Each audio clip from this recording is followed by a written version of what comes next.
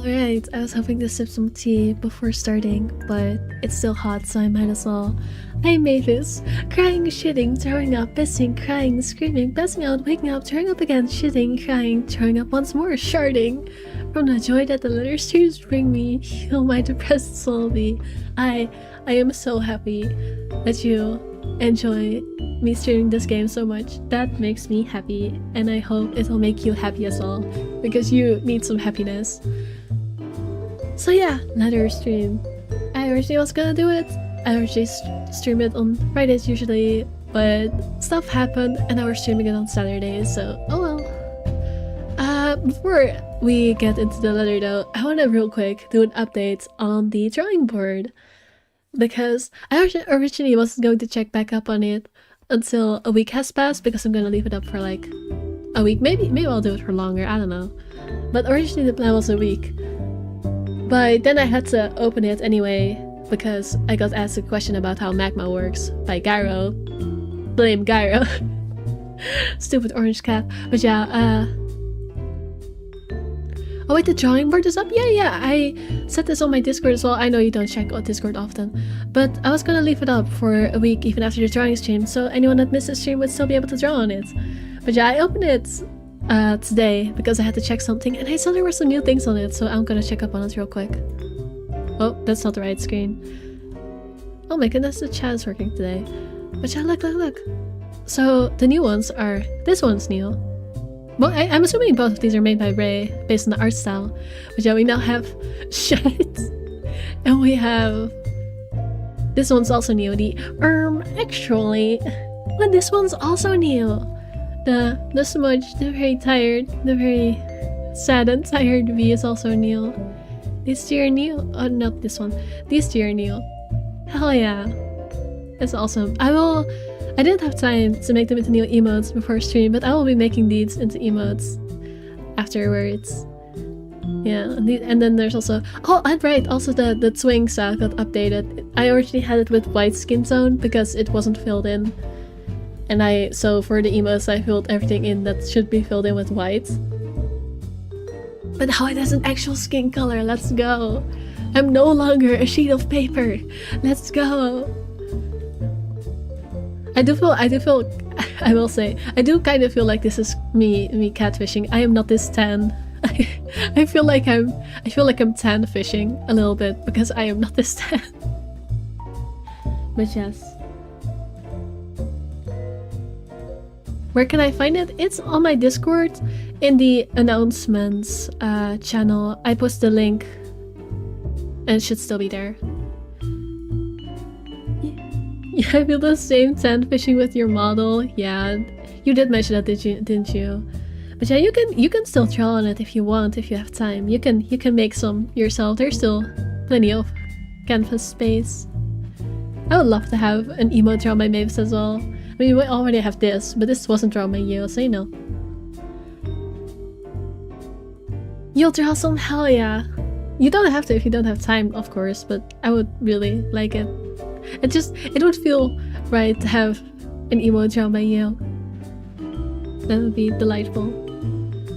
Cute, yeah, they are so cute. I love all of these. It doesn't feel right to say I love whatever is going on here, but they are very amusing. Yes. These must be new stuff you were talking about in the server that Ray made. Yes, they are. There's new stuff. Good thing that's not you IRL. I mean, I'm also not a twink IRL, so that's also, you know, catfishing. But you know, it's fine, it's fine. Imagine if Ray somehow got it accurately. I mean, that would be scary. If this was my actual skin color, I would be like, how did you know that was my skin color? But no, I am not this tan. I don't go outside. I don't go outside. You have time now? Hell yeah. Oh, wait, no, that's not a hell yeah. That's a things went bad with my project and now I have time, kind of, you know. I'm sorry, what? And I'm not a girl. You aren't? Wait, what do you mean you're not a girl, IRL? What? This is news to me, actually. Is this a bit or am I just very confused? I said what I said. You know what, Mavis? Good for you. Good for you. I forgot Mavis was gonna ask you on... Wait, what? Mavis, I was gonna ask you on B's behalf during the art stream to draw her. Joking, Kara. Now I will say we have plenty of me torturing Gyro emotes by now. We have 2 separate ones, so I think that's enough of me torturing Gyro. Mavis, you would love the Gyro torture emotes. I feel like I don't know what happened. Originally, hating on Gyro was Mavis's thing, but now it's kind of become my thing. Like the Gyro hatred has spread. It has spread throughout the community, and now I am infected as well. I need one as well. Yeah, there's this one, and I don't know if you've seen the other one as well. The other one was made later by Kriggy and isn't on this canvas. Let me see if I can show it real quick. Actually, you can just see it in my Discord. It's also a Discord sticker. So if you're probably gonna have to open my Discord to get the magma link anyway. So check the stickers real quick. There's another one where I'm shushing Cairo by grabbing his mouth.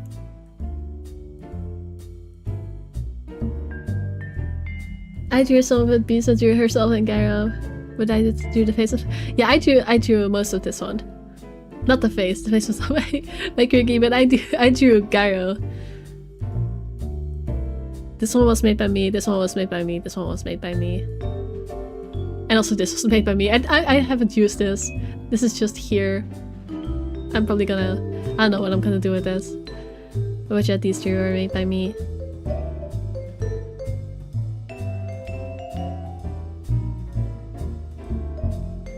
I helped her out on some of the things.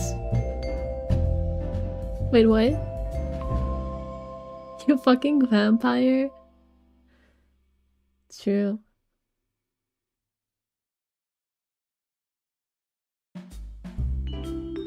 I did draw Homie for being the server. Yeah, he did. He takes bullying so well. Don't say it like that. That sounds like you enjoy bullying him and seeing him. Like, I don't know. That sounds a little sadistic almost. I love it. The shush one. I'm glad you do. Kriggy, your drawing is well appreciated. Anyways, let's get back to the actual topic of the stream. I will check in with this later, but... Oh. I closed the application and I hope that didn't show anything. You're enjoying it in a friendly way, that's fair, that's fair. Let's go. But, I need to still open the application, the letter. But yeah, Mavis, feel free to draw if you want. And if you have any troubles with it, because there was plenty of scuff when I streamed it live, then feel free to ask any questions in the chat. Because, yeah, no, it's very scuffed, unfortunately. The letter. How's my tea doing? Still a little hot.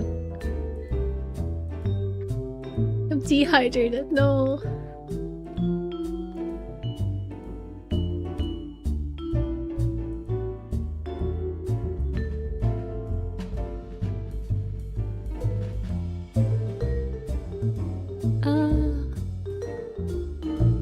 Oh right, I need to have my hands on my keyboard for the stream because, you know, the quick times I almost regret. Wow, what? I joined the Yang Yang mobile Discord and I found out the fandom calls the ghost cuddles. Oh, I didn't switch into my game stream yet. Game on OBS. Thank you for reminding me by accident.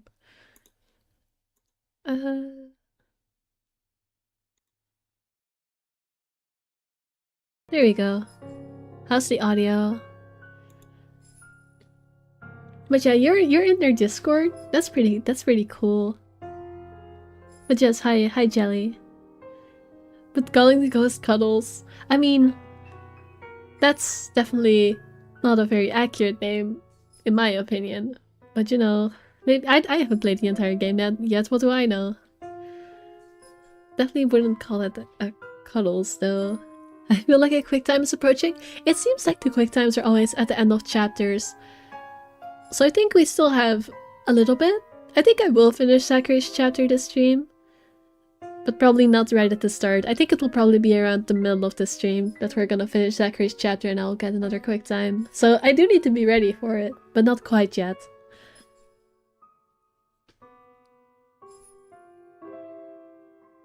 I've been in my Twitch. Oh, do I not have my Twitch chat open? Oh no! Oh no! I accidentally had my Twitch chat closed. I have my Twitch like stream open, but I didn't have the chat open. I'm so sorry. I'm so sorry. I'm so sorry. I'm so sorry, Twitch. I'm so sorry, Twitch. I forgot to open your chat. I was very distracted. Yes, me. Hi, Kira. Hi. The happy end. I'm so sorry for not checking my Twitch chat. It's so good. It's cute. I love it. It's okay. Oh no! I'm so sorry for ignoring you, Kira. It's okay. Also, I see you changed your... Did you change your YouTube profile picture? Or am I just not... I think you changed your profile picture, right? I'm still here.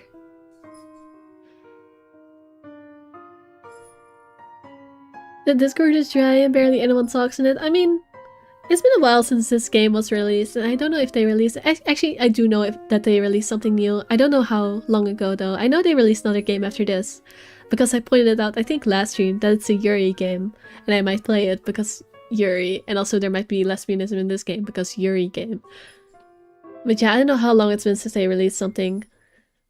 Let alone something popular. So it makes sense their Discord is a bit dry. I need a shower. Go shower, Stinky. I did. I can't tell what it is now. Let me zoom in real quick. It's too far away, my text is too small. It's not letting me- it's not letting me scroll. Why can I only scroll to the right but not to the left? What is going on right now? Why is it so buggy? Why can I only scroll to the right and not to the left? What the heck is this? Why is it so buggy?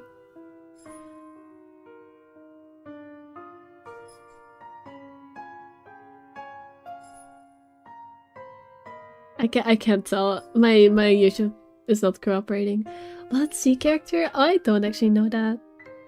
Lesbianism? Yes. The fanfiction of the Lyre is wild. I do not recommend reading the- Oh, Jelly. Oh, Jelly. I could have seen from coming from a mile away that this game would have awful fanfiction. Have you seen the characters?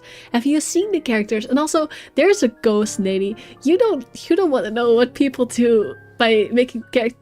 Oh, no. I could have seen that coming from a mile away. Not even gonna lie. Yeah, this is gonna have some Dead Dove type fanfiction, alright? I can absolutely see that.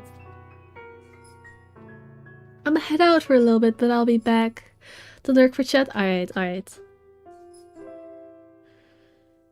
I'm gonna sip my tea real quick and then I'm gonna start again.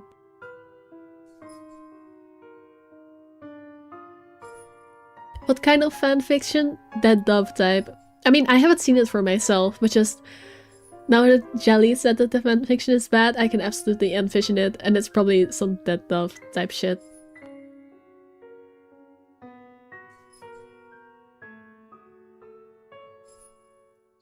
Oh, don't even joke about a Luke exact kind of fic. No. No, don't even joke about that. That would be disgusting. I was thinking like people making love with the ghost type fanfiction does the Dead Dove tag. But you know, that Luke somehow in some way, I actually would find weird ghost sex more digestible than Luke X Zachary, because that's just gonna be an awful read. I do not want to read that. That's the truth. That Dove, it really would be. That is just awful. People ship Luke and Ashton. You know what? I haven't played either Luke or Ashton's chapter yet. So Jelly. I'm cool with you telling me things, but don't tell me spoilers because I haven't played this entire game yet and you're now getting almost to spoiler territory, so be careful with that, please. I don't play around with spoilers. But yeah, I haven't played either of their chapter yet, but since Ash seems to be investigating Luke's bullshit, you know, I can understand from a fandom perspective why people would ship a detective and the criminal he's investigating. That's a very classic type dynamic. So yeah, you know what? I can see that. Also, they are both kind of assholes. So you know, yeah, you know what? That actually makes more sense to me. I definitely, yeah. I wouldn't read it myself, but I can see why that would be a thing. Anyways, let's get started. This stream is off to a terrible start. What happened last time? I kind of forgot.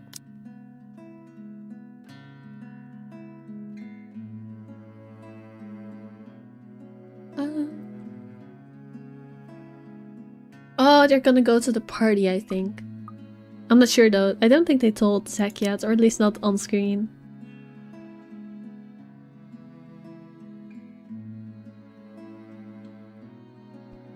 Don't worry, it's not a spoiler, it's just some dumb shit people like. I mean, yes, it's not a spoiler, but I can absolutely imagine, like, the spoilers that would make, the type of spoilery content that would make people ship those two characters. Saying those two characters are being shipped is making me imagine scenarios that may or may not actually happen later in this game. That's the issue.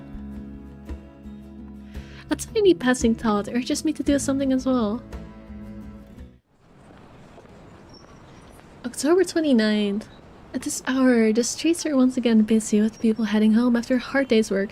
Right, so we're in Zachary's chapter, and last time we had, like, Isabella come over to his place, be super terrified, and then Ash came and he had, like, lunch together, and they talked about, like, wanting to do something investigating the ghost, I think?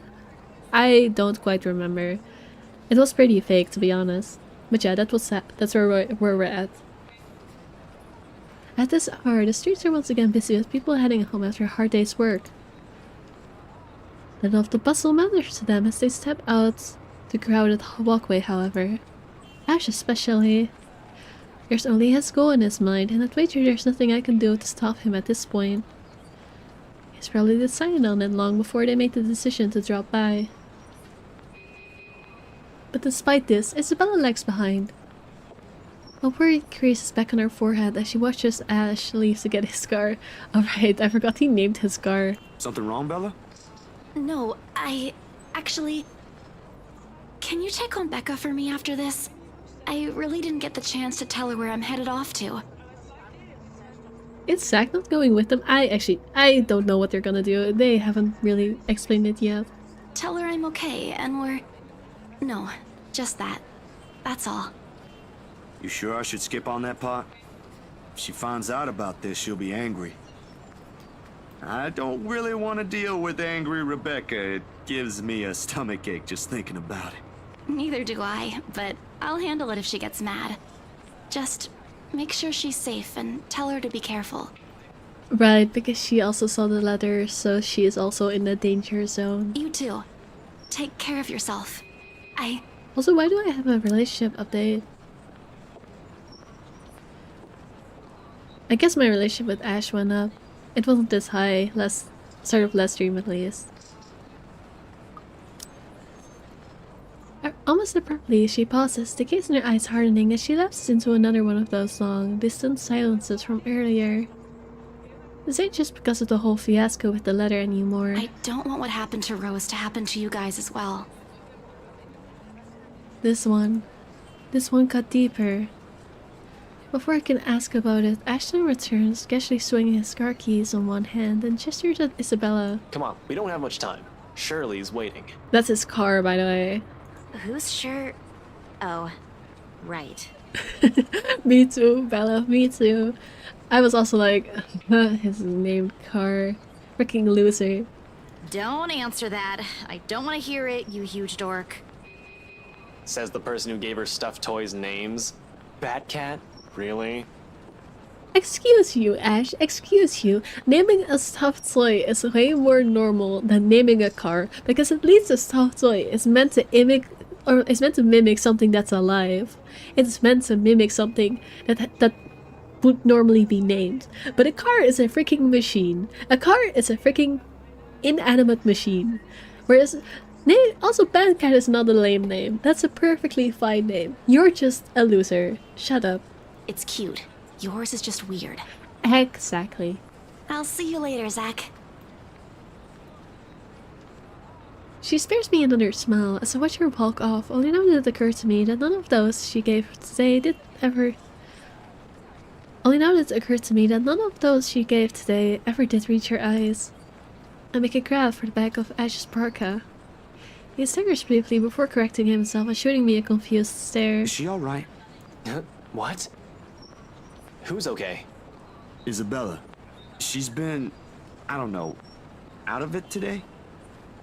Did something happen earlier?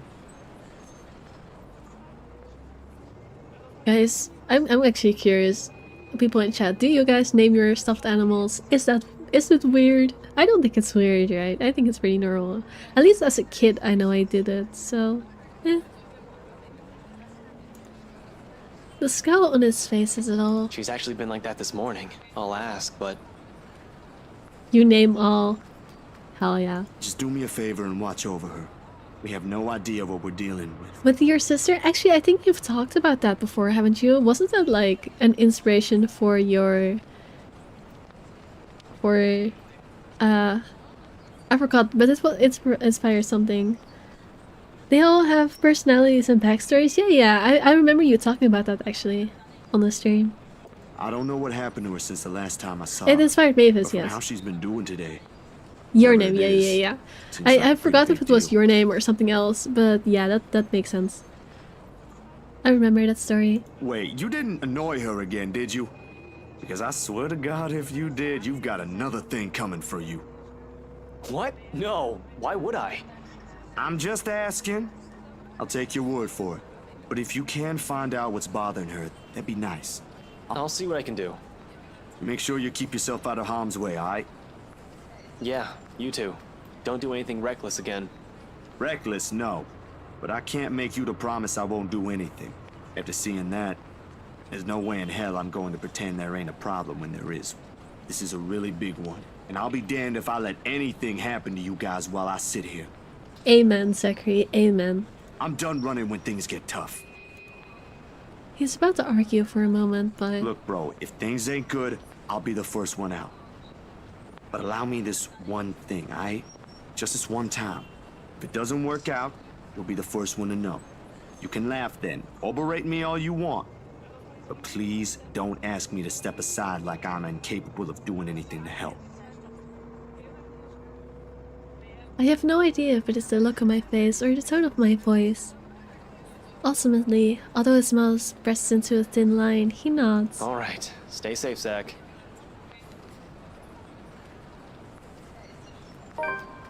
When he stumbles into the sidewalk and allows the afternoon crowd to swallow him whole, I like to think the tiny gleam in his eyes is the closest we can get to optimism in this situation. Whether that alone will be enough to give me a peaceful sleep tonight remains to be said.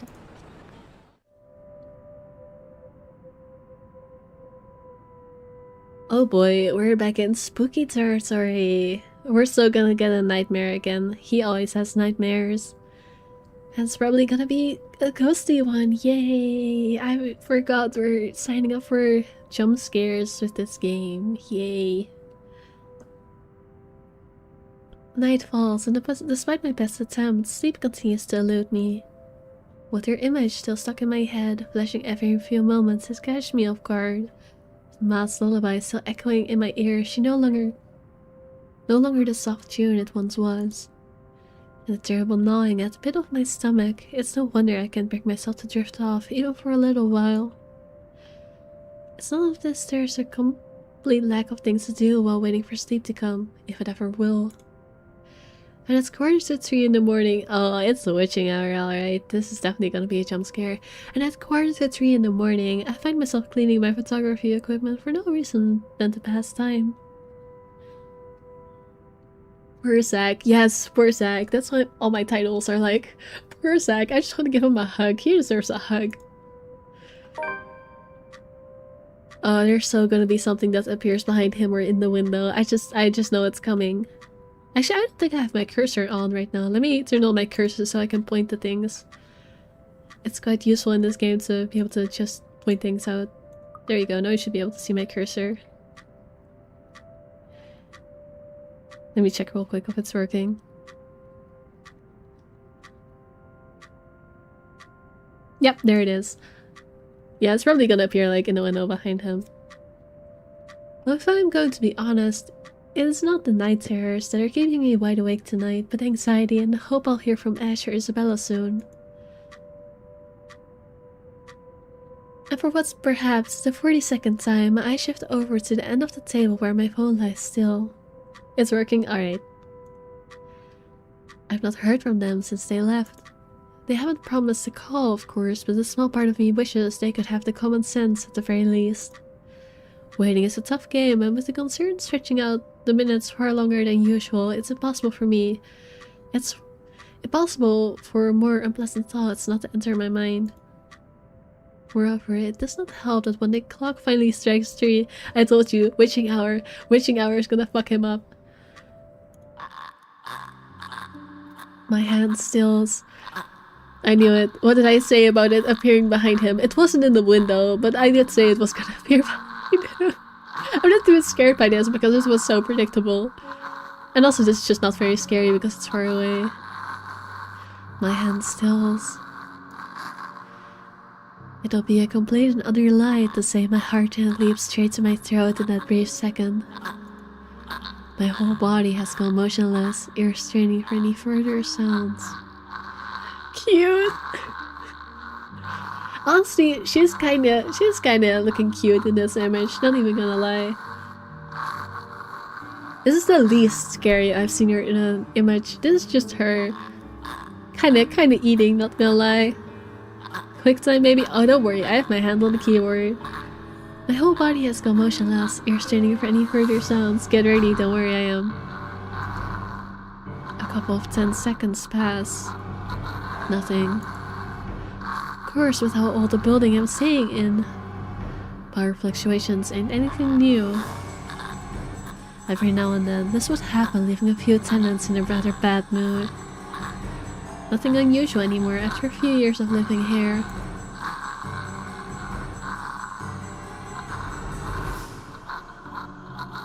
But this time, the sudden hush brings with it a stillness.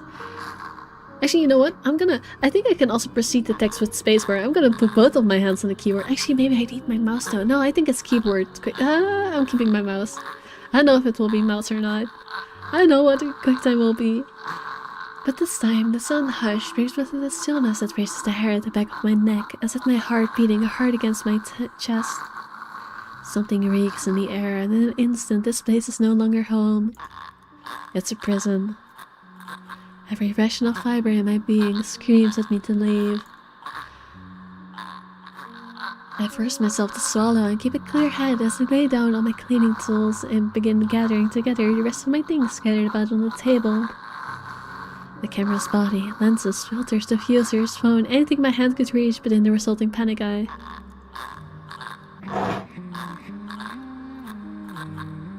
Oh, I don't like this. It's gonna get scarier. They're not gonna leave it just behind him. They're gonna make it scarier and I don't like it. Like in the nightmares, it's the scent that reaches me first, a foul, putrid smell filling my lungs with a heavy stink of death. My fingers clamp tightly to the camera, holding closer to my body, as if the tiny thing would provide enough protection to whatever it is with me in the room. It won't. But it's the only comfort I have. And knowing that whoever she is, she had once been human. Perhaps not all of it is gone. Perhaps some of it is still there. Hello? I know you're in here. What do you want? Something moves behind me, a soft scuttling over the walls, followed by the squelch and painful creaking of what could only be rotten flesh and broken bones. Without hesitation, I roll around, my fingers on camera ready, patiently waiting for another movement. I can help you. Whatever it is that keeps you here, I can help. Look at him actually trying to help. He's such a good guy. He's terrified. He has like trauma, and this is bringing it back to him. He is absolutely terrified, and he's still trying to. We stand Zachary in this household. He is the only good person in this freaking game. Well, that's a lie. Like Isabella's, I guess, all right, but just We send this guy. That's what the letter's for, ain't it? You don't have to keep taking people's lives! Dot dot dot. There's a brief moment of silence after. And for a short while, oh, we're still getting a quick time. And a jump scare, both at the same time. There's a brief moment of silence after, and for a short while, I think my pleas worked.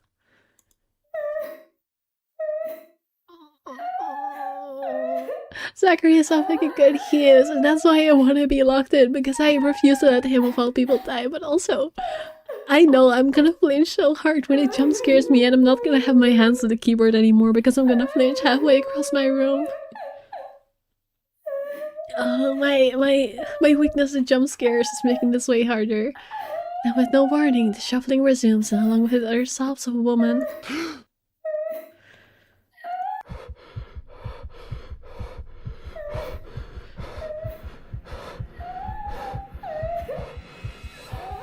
Good thing I didn't remove my hand from the...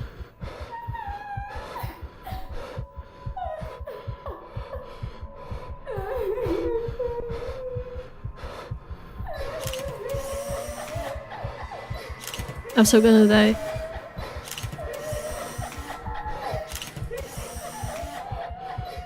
I'm so dead.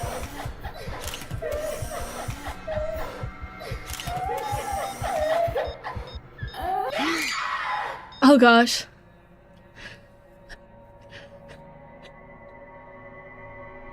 I don't know if that killed me or not, but I did something. I think you can probably hear my breathing. Oh, I just looked at my screen.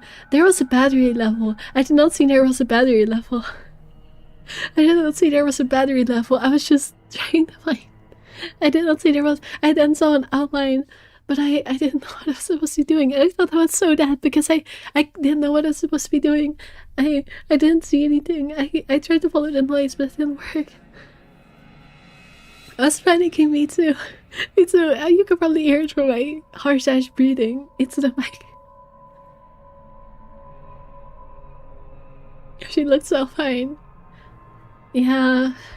No, I was more scared than anything. But yeah, let's go. I didn't get Zachary killed. I did say there was going to be a quick time, but I guess it did come sooner than I was expecting. I thought it'd have at least another half an hour, but no, there was the quick time, and I guess he didn't die, so that's good. I didn't die. Oh my goodness, this game. That scared me so bad. I was so stressed.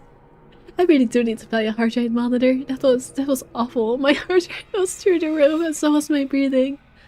The light flashes fleeting in one last time, allowing me a glimpse of her grotesque, misshapen features before it is once again lost in the darkness. All of a sudden, her tune changes. No longer a soft cry, but a high-pitched shriek, brimming with pain, grief, and anger. I guess bright lights work against her. That's good to know. We finally know something we can consistently use against her. Bright lights, because that scared her. Every ounce of courage I mustered flees from my body at the sound, and the next thing I know, my hand is gripping the knob and I'm wrenching the door open. My bells follow me as I flee into the night. Hi, Infnot. Sorry, I'm a little bit terrified right now, because I almost got a character killed, and it's spooky, and I'm not good with jump scares. Oh, goodness. Pacing has always been more of Ashton's thing than mine. Oh, yeah, I would be pacing too.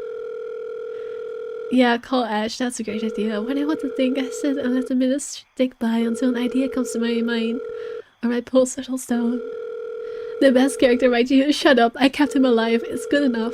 This, to be honest, this was still better than I did with, Hannah's quick times, because Hannah's quick times I, like, actually got by a millisecond. That was actually a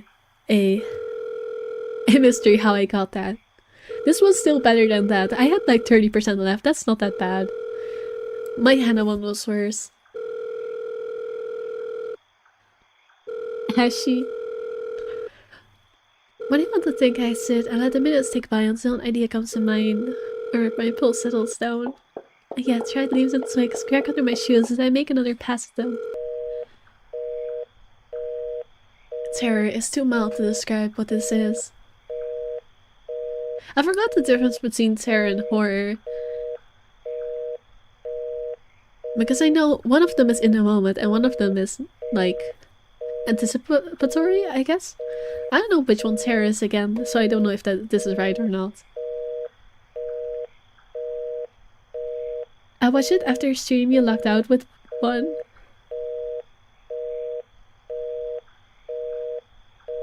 Yeah. Yeah, I haven't watched it back myself. I just know what I got in the moment. But I know I was not locked in. And I got like one really, really late. You locked out with that one? Yeah. That makes more sense. There's no way in hell I'm going back. Whatever she is, bleeding won't work. The moment we saw that letter, she's been after us. But I can't run. Not this time. Nearly 2 hours have gone by since I left the comfort of my room for the solitude of the park. 2 excruciating hours and I've started making calls. No one's answering. I mean, he can't be dead. I haven't done this chapter yet. Heading for Rebecca, who always kept her phone line open in case other people need her. Guys, I have a feeling we're not out of the danger zone yet. I think she's still following him, maybe, and that's why he's not getting through it to anyone. Well, either that or no, because Rebecca's not in the haunted house, so that wouldn't be why. He's probably just still haunted. As she died, I actually don't think so. I think the person we're playing is the one still in trouble. Nothing for Rebecca, who always kept her phone line open in case other people need her. Or Isabella, who frequently checks hers for any messages and readily responds as soon as she can afford. It does not help that Ash hasn't said a word where he went off to as well. Damn it! I knew I should have asked him before I let him leave. They all died, I think. I don't know. Maybe. Knowing him, he can be anywhere. But there's really only one place he'll likely be at this time. The sun is already peak over the horizon when I make it to the mansion. I have no idea what I'm expecting to see when I got there. There's Ashton first and foremost. Well, Ash's not dead at least. A part of me wishes my assumptions are correct and he's really somewhere close by on a stakeout, but I've never been the lucky sort when it comes to that kind of guessing. And even after I've made the round of the immediate vicinity, I could neither hide nor... I could find neither hide nor hair of him. Oh, never mind, he's not here. I just misread. Imagine if they actually died and the game was gaslighting us. Maybe, but I don't think so. At least, I would believe it if Isabella died because I've already done her chapter, so she's like free to die. But I haven't played as Ashton yet, so I'd assume there's more to his story than him dying this early. Especially since he's, you know, investigating Luke and everything, so he's to like get an opportunity to arrest him, and that doesn't suit with the events we've played through so far, so that has to happen later. Isabella might die. Ashton, I don't think can die yet. Time event? Maybe. I think you have a fever. Oh no, Mavis, please take care of yourself. I am so worried. Please take care of yourself, Pookie. Calling him does no good either, considering how awful the signal is here. He can't be too far if he's really here, but if he is, he would have noticed me by now. Instead, there is only silence. The kind too quiet to find any sort of comfort in. What day is it? I thought we went to the party, but this doesn't seem like it because Zachary wasn't there.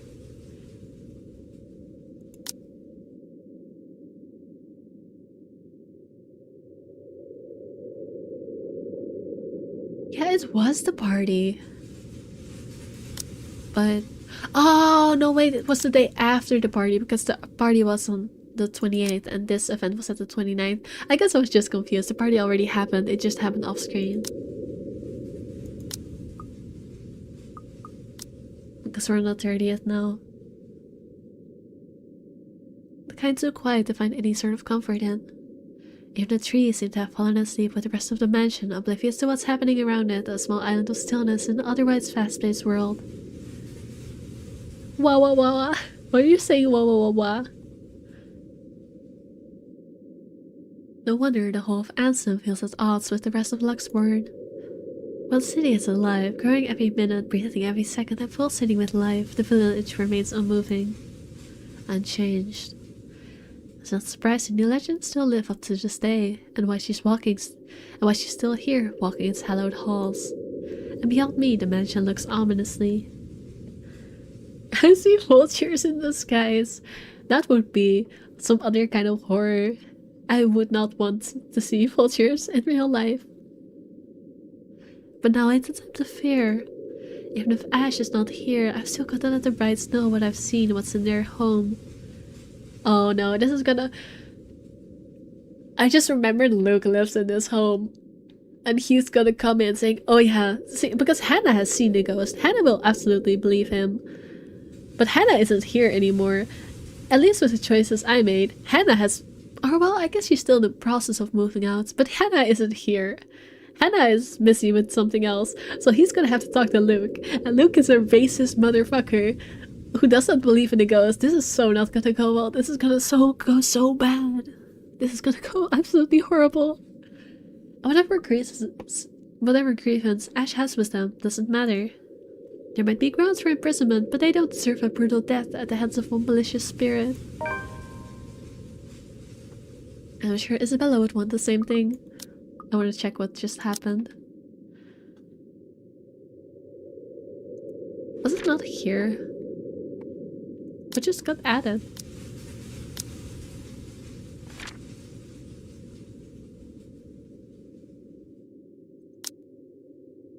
Something got added, but I don't know where.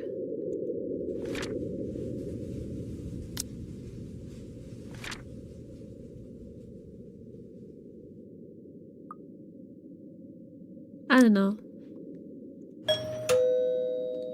Oh no, this is gonna go so bad. I head straight for their door without a second thought. I'm, by the way, very worried about this, but I'm gonna move on anyway. It takes a few rings, the sound loud above the foreboding stillness before I hear footsteps on the other side. God and Bennett, only a Nazi would knock at such an ungodly hour. Oh no, that is Luke. Oh, this is gonna go so bad. Guys, trigger warning for racist slurs. He has done it before, and I can sense it in my bones that it's gonna happen again. So, massive trigger warning for racist slurs. Where's that damn butler when I need him? Not him just appearing with a whole ass cloud of bad mood. Look at his bad mood cloud around him. I don't know if it's the ghost or whatever. It's probably just the game being silly. Before long, the door swings widely open and Mr. Luke Wright standing behind it. Seething would be a complete understatement to describe it. Oh, this is gonna go so bad. Like this, I've got no doubt why Ash would find him a suspect. You? How the hell did you get in here? What in seven hells do you want?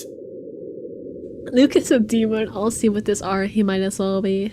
But honestly, he is, just based on his personality. What an asshole. It's bloody 6 in the morning! Listen, sir, I know this is not a good time. Oh, it's not a good time.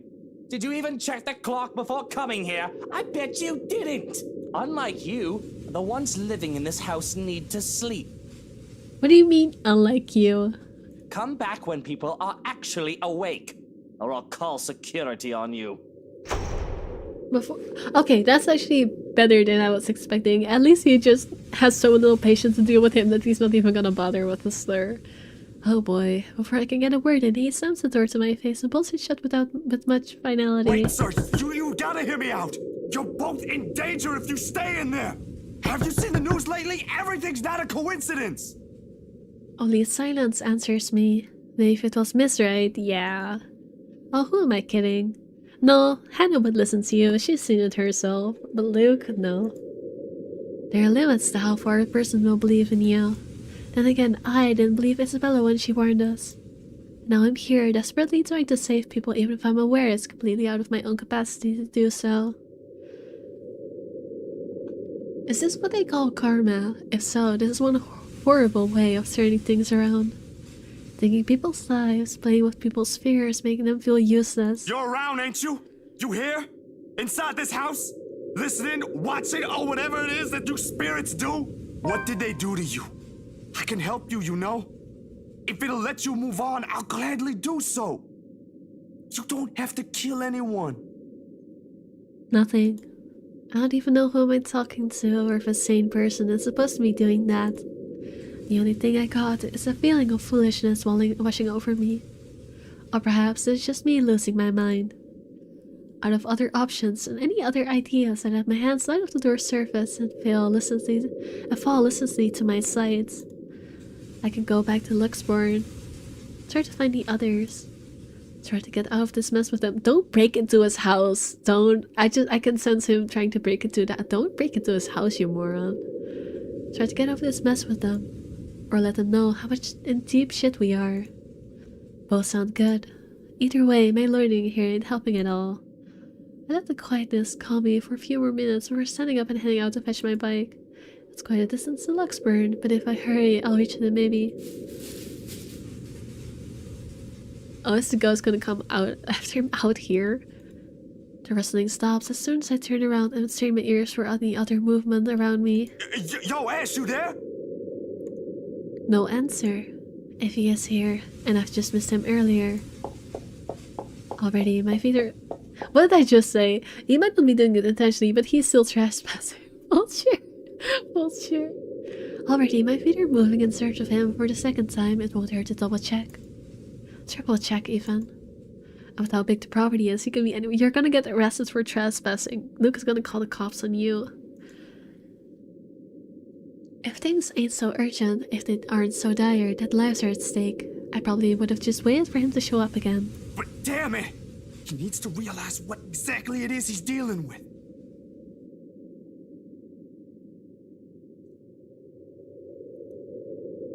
But it is not just a petty criminal he can simply throw in jail. That is something beyond his authority. His police badge could ever give him. I wonder if we... I'm back. Did something happen? We went to the manor, we knocked at the door, Luke opened the door. I was very scared we were gonna get called a racial slur because it's Luke and he was in a terrible mood, but no, he just slammed the door on him and told him to get back when it's not 6 in the morning, thankfully. But yes, welcome back, Mavis. I hope you're okay. Also, can someone get, tag, like, so if someone that's in my Discord, tag Gyro or Craigie real quick. There's someone selling viewers in my Twitch chat and I still don't know how to ban people. Oh, thank God. Yeah, I know.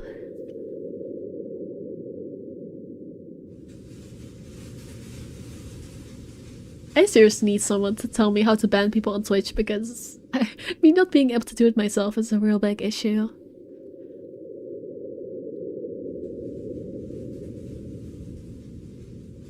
The guy needs to stop playing the big damn hero. Sit down and chill.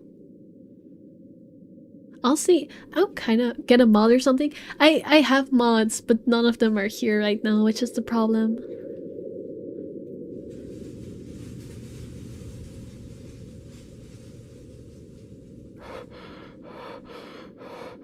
My breathing comes in short, shallow rest by the time I make it back to where I started. Damn, get more mods. I mean, I would, but the problem is that 99% of my viewers watch on my YouTube side, so I don't have any people on Twitch that I can make mods because no one regularly watches me on Twitch.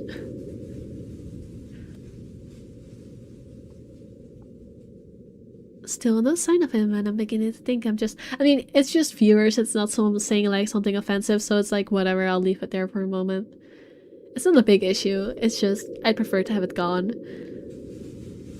Get more viewers. I'm trying. I'm trying.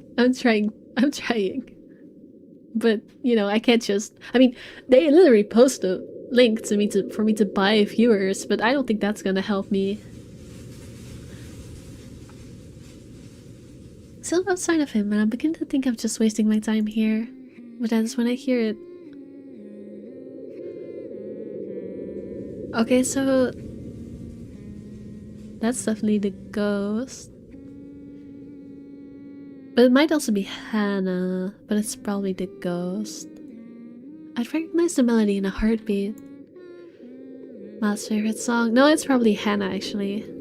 Maybe it's 50-50 honestly. Oh hi Inv. You're on my Twitch side now. Or at least, I don't know if that's you. There's someone called Inf in my Twitch chat. Hi, Inf person. I'm new here. Are you a different person from the other Inf in my chat? Do I have two separate Infs in my YouTube and my Twitch chat? That would be wild if the case. But yes, hi Inf. What different Inf?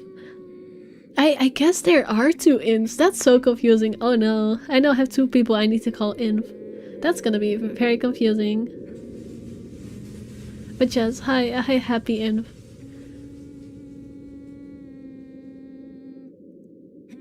I listened for a while, trying to gauge where exactly from the house it's coming from. My feet start moving before I can stop them. This is a grammatical error. My feet starts moving is not grammatically correct. There are two Infs, prove it? Question mark. Get the OG Gyro, get the ban fader out of the chat, or the viewer stellar out of my chat, please. I still know how to ban people. There are two Infs, prove it. What modding? No, listen. I don't know how to ban people, and there's viewer stellar. I don't see anyone. Oh, I guess it holds them back automatically. I don't know. There's someone sending links. Can you ban them if I do this? I don't know. I'm seeing links, but maybe it auto mods for me. I'm not sure. But anyways, if not, I guess it's not you. I guess I just have two Infs. Can you see me? Yes, I can see you. I can see you, Inf. Happy Inf. Prove it. Listen, if you were watching my screen right now, you would know it. Get one of them here. No, it's fine. Question mark. Don't worry about it, Infinite. There's just an imposter of yours in my Twitch chat. No, it's not actually an imposter, but this is very confusing. I don't see any link. I don't know how to. But viewers. Someone is telling viewers. How do I don't know how to.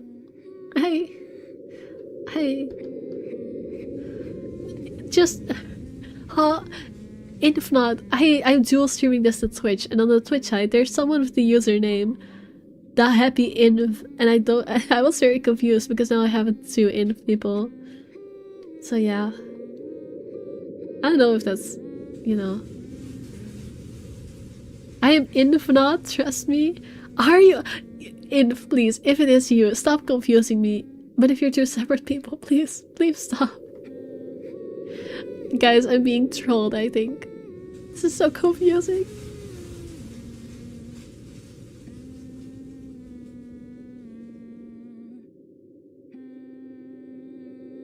But yeah, I don't know what to do about my mod not being able to see the link. I guess it's fine. I am actually Infinite House Charlie. That makes so much sense. But why would you do that to me? Why would you do that to me? You meanie. Anyways, I don't know what to do about the link. I guess if it doesn't show up, it doesn't matter. But yeah, sorry, Garo, I don't know what to do about that. I'm gonna move on. My feet start moving before I can stop them. I'm having my hands on the keyboard ready for another quick time, and there as I circle the corner. Room on the first floor. A single window is open, but I can't make out whoever's inside. However, I'm sure the singing comes from there. Stare, well, hear an old tune here of all places I won't know. It's not an obscure song by all means, but it's pretty rare to find someone who knows this. And for some reason, Death seems to follow this song around. Panic lodged itself at the base of my throat at once. Oh, I think it is Hannah and Lucas, like, I don't know, outing his anger on her or something. I know, I thought it was funny. You know what? Maybe it is funny, but it is definitely confusing for me. Whoever's humming might be. I don't want to be pessimistic now. I want to be the pessimist now, but on the off chance that it is misread. Shit. should just barge in there. No, you hear that sound effect in the back right now. It's not Hannah. It's not Hannah. It's the ghost. You hear the like little ghostly laughing. It's 100% the ghost. Wait, is this her quick time? No, because the sound was coming from a first floor bedroom and her quick time was in the kitchen, so that wouldn't match up. You beat Gourmand campaign? Hell yeah. Got 37 more death than Survivor campaign. I mean, it is a more... Well, it's not a more difficult one, but it is definitely one where you need to take more risks. Because you can't just... You know, you need to actually kill stuff and use stuff. Maybe it is her weak time? What are you talking about? What are you talking about, Mavis? I should just barge in there. I can't put myself in danger. I think that this is meant to say can't. I can't put myself in danger before I can save anyone. Ash will tell me so, the exact same words. Yeah, there are some typos in this part. Might even write me a dissertation. Why, that's a bad idea if he ain't so lazy. But damn it, damn it, damn it, god damn it. Oh, Luke is so gonna get his ass arrested for trespassing in his house. Hell no, I'm not getting him killed. Listen, here's the thing. Even if it is Hannah in danger, I do not give enough fucks about Hannah to ever in a million years put Zachary in danger to save her. I don't like Hannah. She's still better than Luke, but no, I'm looking for Ash. I'm keeping Zachary alive. Achievement log, mind your own business. Is that give me a journal update or something? What? I don't know. Probably. Let me see. No, it didn't. What? Well, whatever. I don't know. In the anti-rational part of my brain wins out, the half that I spent so much time around Ash. It's right though, the reasonable part. If I do force my way in and find something unpleasant, how am I going to fight back with my camera? I mean, yes, it worked for a little bit, but you know. No matter where you look at, that's simply asking for a painful death. I have a better chance if I find Ash. What is he snooping about? Perhaps I should try the forest. Don't go to the forest, that's also gonna get you killed. Make a round farther into the gardens. Not a sound plan, but it's better than nothing. The woman's soft sobs have subsided now by some means. Also inaudible to the point where I'm wondering if I truly heard what I heard. He is getting a signal again. The ghost did follow him around and was trying to get his ass again. I think I made the right choice to keep him alive. I didn't get to dwell on it much though, because right in that moment my phone rings. The sharp notes cutting, piercing through the thick quietude. I've never heard the word quietude before. I clamp a hand over it, pressing the buttons before the speakers are close to my ear. Are you? Uh-oh. Oh, I think I might have gotten Ash killed, maybe. I only caught the tail end of this person screaming on the other side, but I know the voice well enough. What was that, Ash? Could you repeat that? Signal's shitty here. I asked, where are you? Okay, no, he's good. Hell, Zach, I've been calling your number for a good 20 minutes now. What did I say? What did I say? What did I say? It's not Ash that wasn't be able to pick up. It's because the ghost was still haunting him. It's because the ghost followed him all the way here, and that's why he couldn't get caught. I know my games. I know my choice-based games. I know these games. I can read them like a book. Like a letter, even. I can read this game like a letter. Damn, I thought Ash died. Nope. I knew it. What kind of shithole did you get into? Good morning to you, too. I should be asking you that question. I've been looking all over the mansion for you. I thought you'd be... What mansion? Do I really need to answer that? Why are you even... No, wait. Just get your ass here at Isabella's place, and hurry. I shift my gaze into the mansion, specifically at the window I heard the cries from. Okay, are you done? Oh, you are done. There's nothing of it now, not even echoes. How urgent is this? Pressing enough for you to stop asking questions and get yourself here. Please, Zach. That gives me a pause. It's a rare thing for him to take on that tone. I'll be there in a few. An hour or two tops. Thanks. I'll see you. I rush back to my bike as soon as the call ends. Without another look, I leave the mansion along with its haunting melodies and grim echoes behind. There are more important things now than my own curiosity and impulses.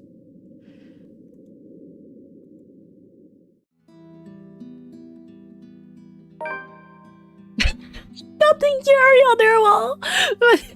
I wanted to say more about Thanksgiving, but then I got freaking flashed by bears not having Yuri on their wall!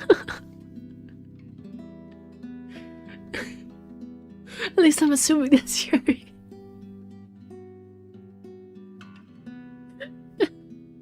It's okay. Well, I called this. I said so much like, oh, if anyone in this game is gonna get the lesbian relationship, I want it to be Marianne because she gives such lesbian vibes. I called it. What is Yuri?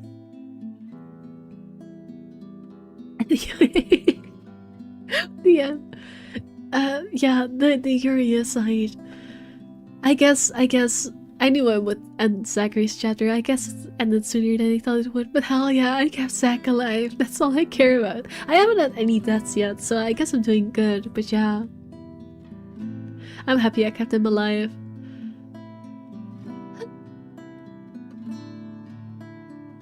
Imagine having a Yuri wall-sized Yuri in your bedroom. You were an interior designer.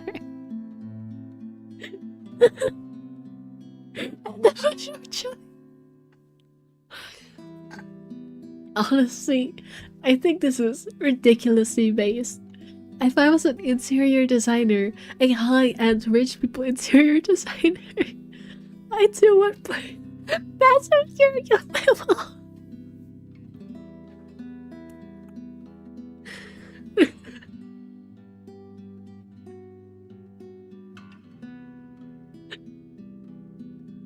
Oh, that's beautiful. That's beautiful. Anyways, I think I had more to say about Zach, but I completely forgot. I don't know. I don't know what I was going to say. It's whatever. I'll just move on. We're in Marianne's POV now. It's all good. We're all good. 6, 7. Why did I accidentally say 6, 7? I don't know why I read 7 and 6. My mind is just gone.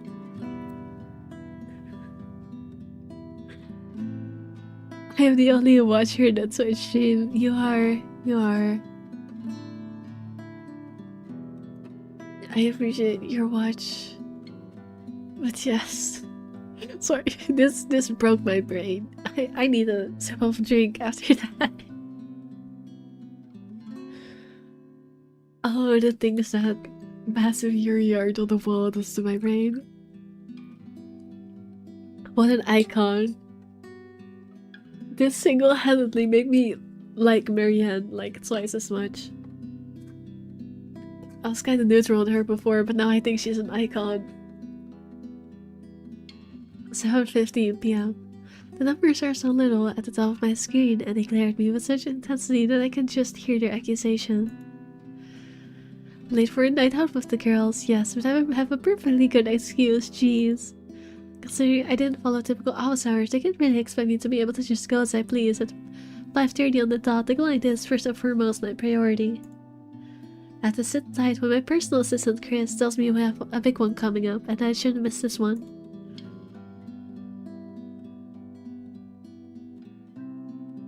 Oh, I guess we're back to before the socialite party that got her. Actually, no, she didn't get invited at the socialite party.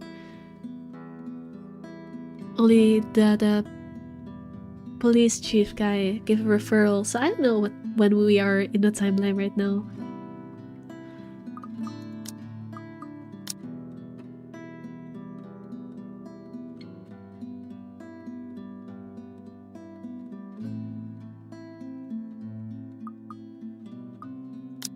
Oh, why do we have a new profile?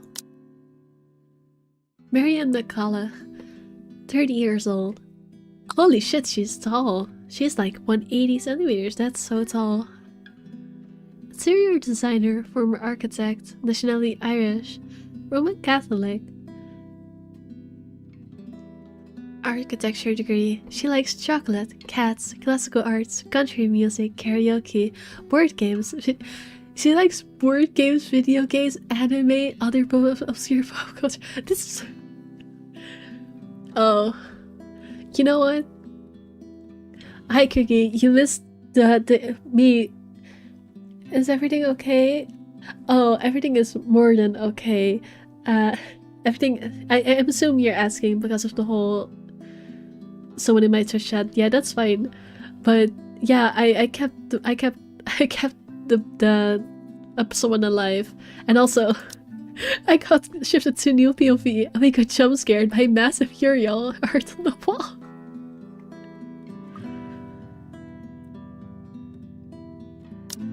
Oh, this interior designer, which you know, I wasn't expecting from just looking at her that she'd be into country music, video games, and anime.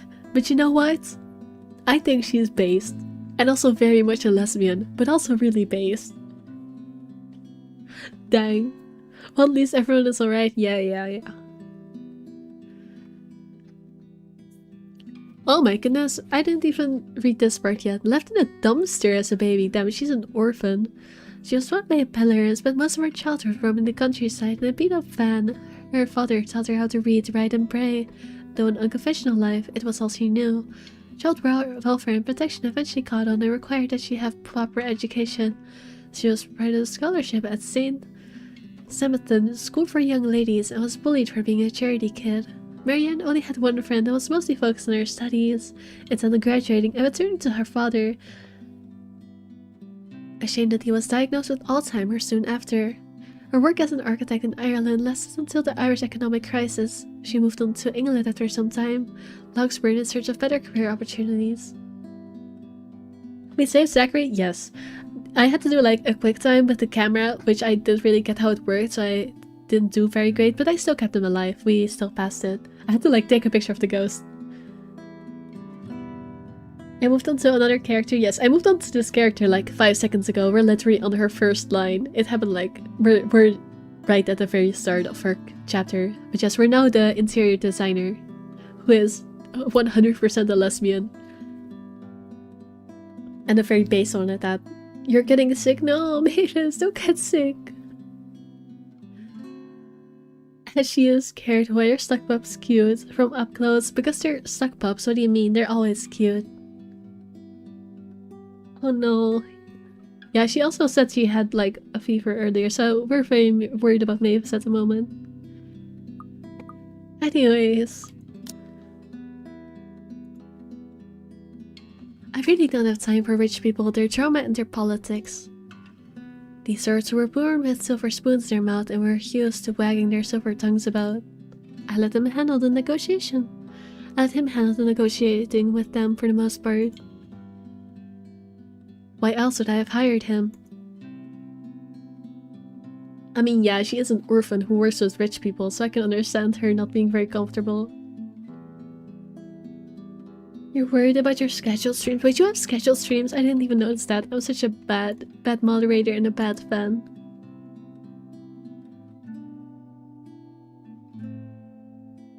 Shut up, Mavis. How dare you schedule a Danganronpa stream and not even tell me? This is on 100% on me, by the way. This is on me for not checking. But you're gonna stream Danganronpa again? I am so happy. I have one that you might like. Yes, I see it. I mean, it's not just one that I might like. I like all 3 of these. It's my favorite FNAF game. And Ace Attorney. And Danganronpa. This is like a little party for my brain. Rainbow fandom shit all of the stuck gets together. Honestly, I'm not even surprised. Favorite FNAF game? Yes. I mean, it's my favorite FNAF game by default, because it's the only FNAF game that is more than just horrific jump scares. So you know, that's why it's my favorite FNAF game. Because it's the only FNAF game that isn't pure horrors.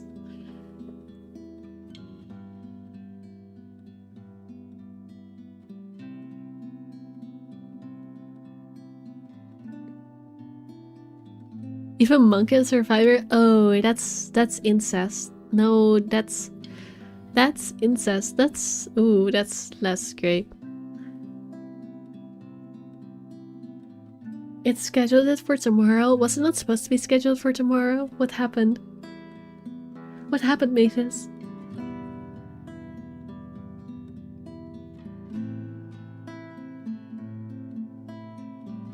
Anyways, I'm gonna go back to the game. Actually, no, I'm gonna drink my tea first. It is, but I have a stream. I mean, I do, but that's okay.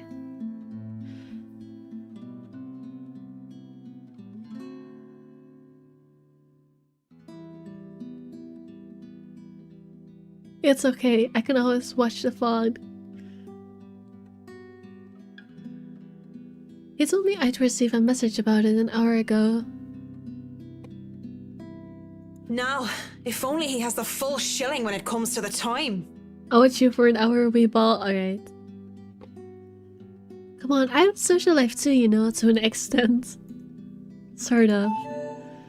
Pressing my head against the table, I try to stave off an upcoming headache when a notification for a new email pops up. I don't know why, but that email sound is very familiar, and I don't know why. Not from actual emails. I don't get emails. I am unemployed. But, I don't know, that sound is just familiar. All I'm expecting is a, hey, this looks like a good project I found. Go send them a design or something like that. Really, that's how it often goes.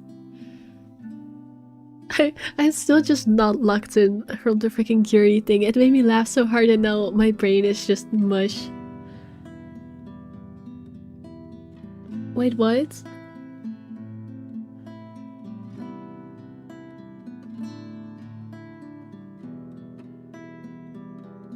They use the same sound in the Zero Escape game for the menu. She 100% plays Oatamaze. Why are you saying that? What's with Oatamaze? Why are Oatamaze in this?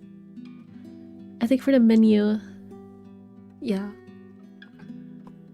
Even with these rich Jammy clients who's heard of me from their equally rich Jammy friends, I can't expect them to hire me right off the bat. Which is all well and good and reasonable. We figure out what they want, send them my portfolio, my drafts for their projects, my rates, and hope for the best. This is a big client, Marianne. I'll babysit Bruthiel. Alright, I forgot she has a naked cat called Bruthiel. Just please take this one project. I promise this person is huge in Luxburn. This email, blah blah blah. I just read this. Oh, this is the butler from the rich folks. Mr. Parker, this... A formal request to secure the services of Marianne McCulloch, hereinafter called the designer, as authorized by Hannah Wright, hereinafter called the client, for interior design work at Ermengarde Mansion, Luxburn, United Kingdom. The client hopes to have the designer there on 21st of October. Friday with the time pending. But as I open the mail and see what I've been requested by this client specifically, well, I certainly didn't expect that, and it's pretty straightforward too. But yeah, Mavis, why did you mention Oatamaze? What's the context for that? I'm kinda confused. Anyone else would probably be excited. They would be working with the Hannah Wright. She's just one of those rich socialites that everybody loves to talk about, no matter how hard I try to tune such nonsense out. It would have been enough for me to reply in affirmative to Chris and leave, but he has never pleaded for me to take on the project before. We've worked with the big personalities in the past, celebrities, bankers, and even a few politicians. My PA had been indifferent about those. So the questions bounce about my skull before I spy one of the email attachments. A newspaper clipping from the Luxburn Daily's business news section, boasting the headline, Wright Enterprise donates $2.5 million to refuge. At the grand opening of a new Bright Hotel last Wednesday, our local billionaire— holy sheesh, they're billionaires. I thought they were just, you know, normal rich people. She likes anime and she has a wall-sized Yuri art on her wall. That would not make her play otomes. I read her as someone who likes girls. Why would someone that likes girls play girl ex-boy games? That's my question.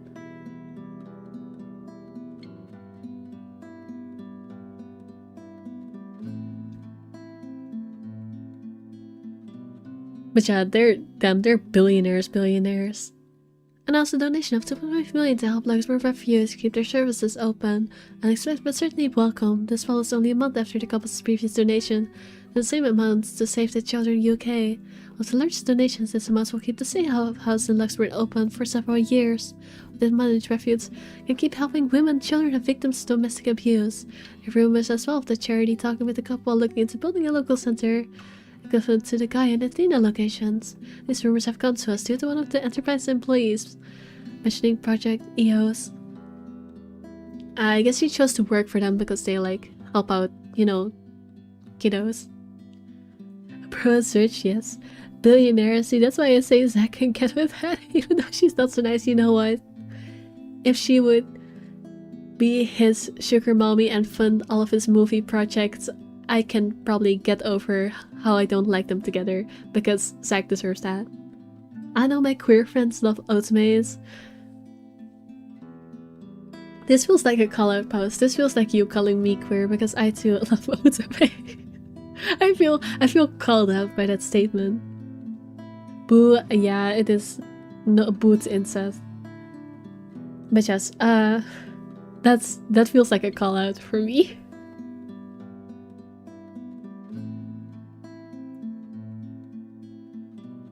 It certainly caused quite a stir back then. Apparently, they had invited businessmen and socialites everywhere in the guise of it being some big business announcement. 2.5 mil and an expensive-looking party to boot. These people sure know how to throw their money around. Not that I should be so callous. Callous? Callous? Callous? Oh gosh, my laptop is doing the thing again where it shuts itself off.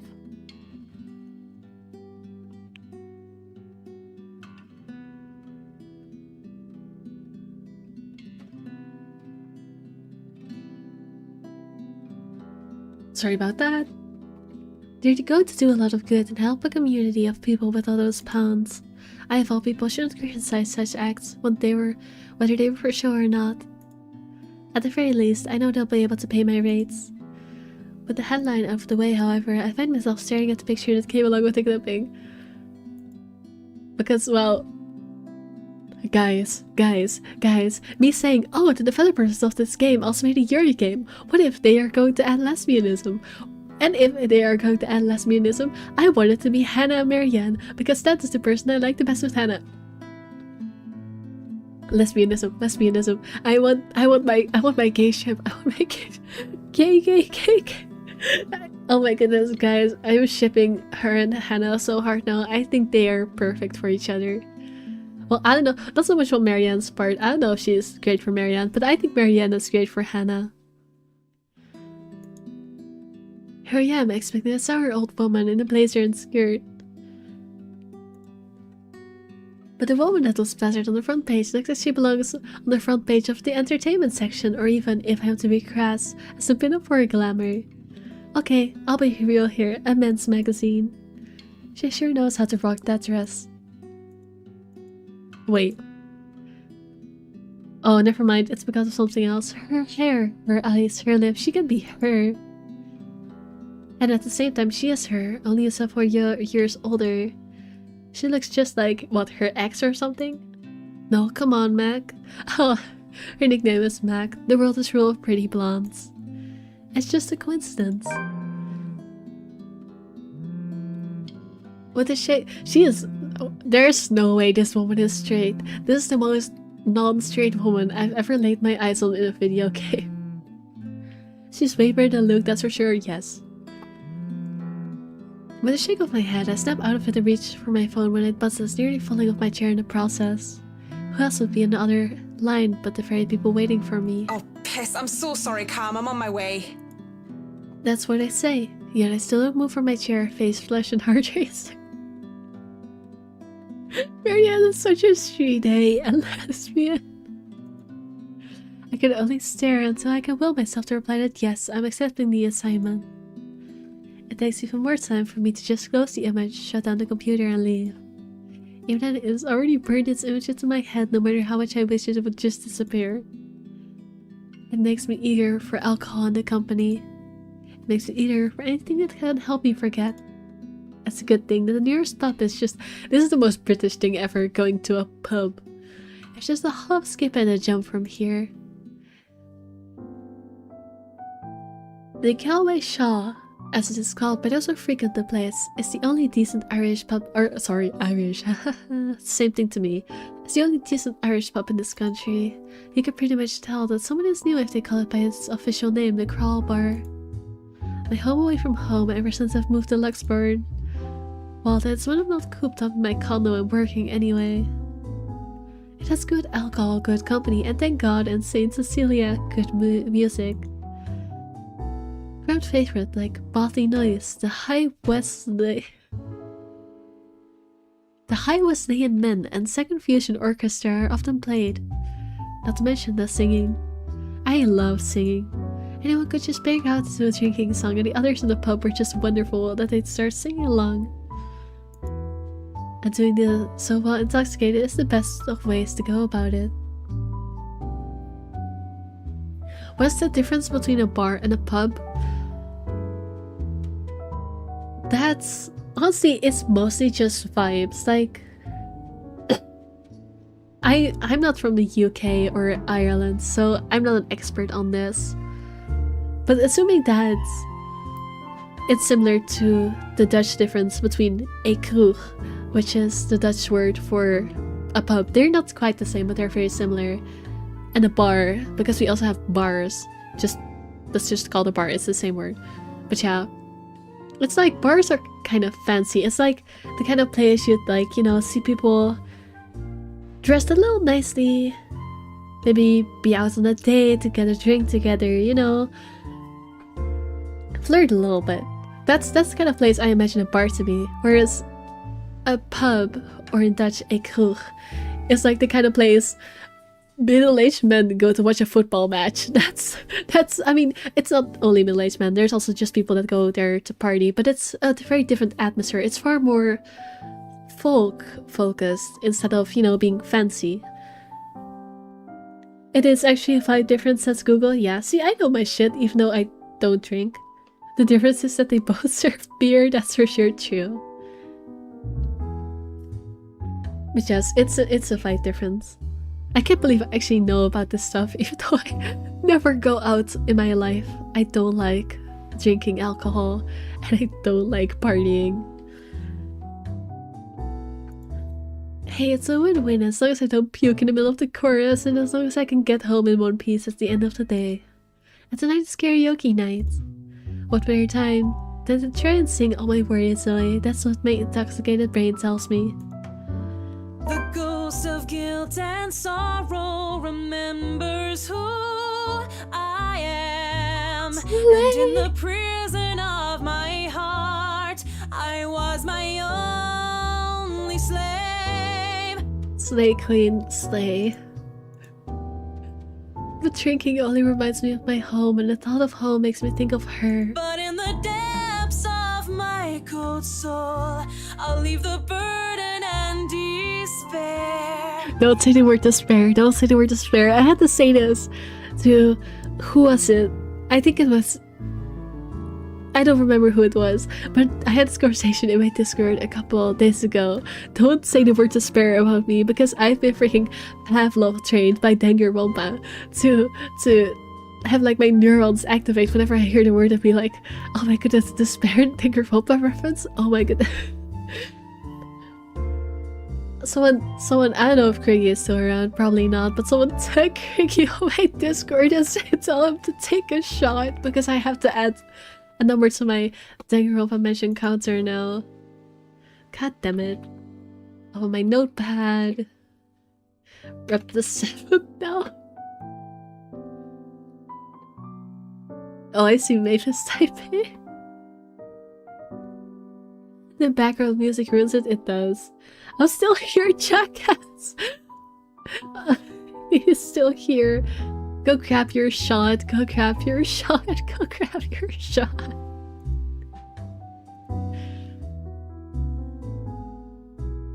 Anyways. Think of her. I know, right? This is the most lesbian thing ever. I didn't open the link yet, but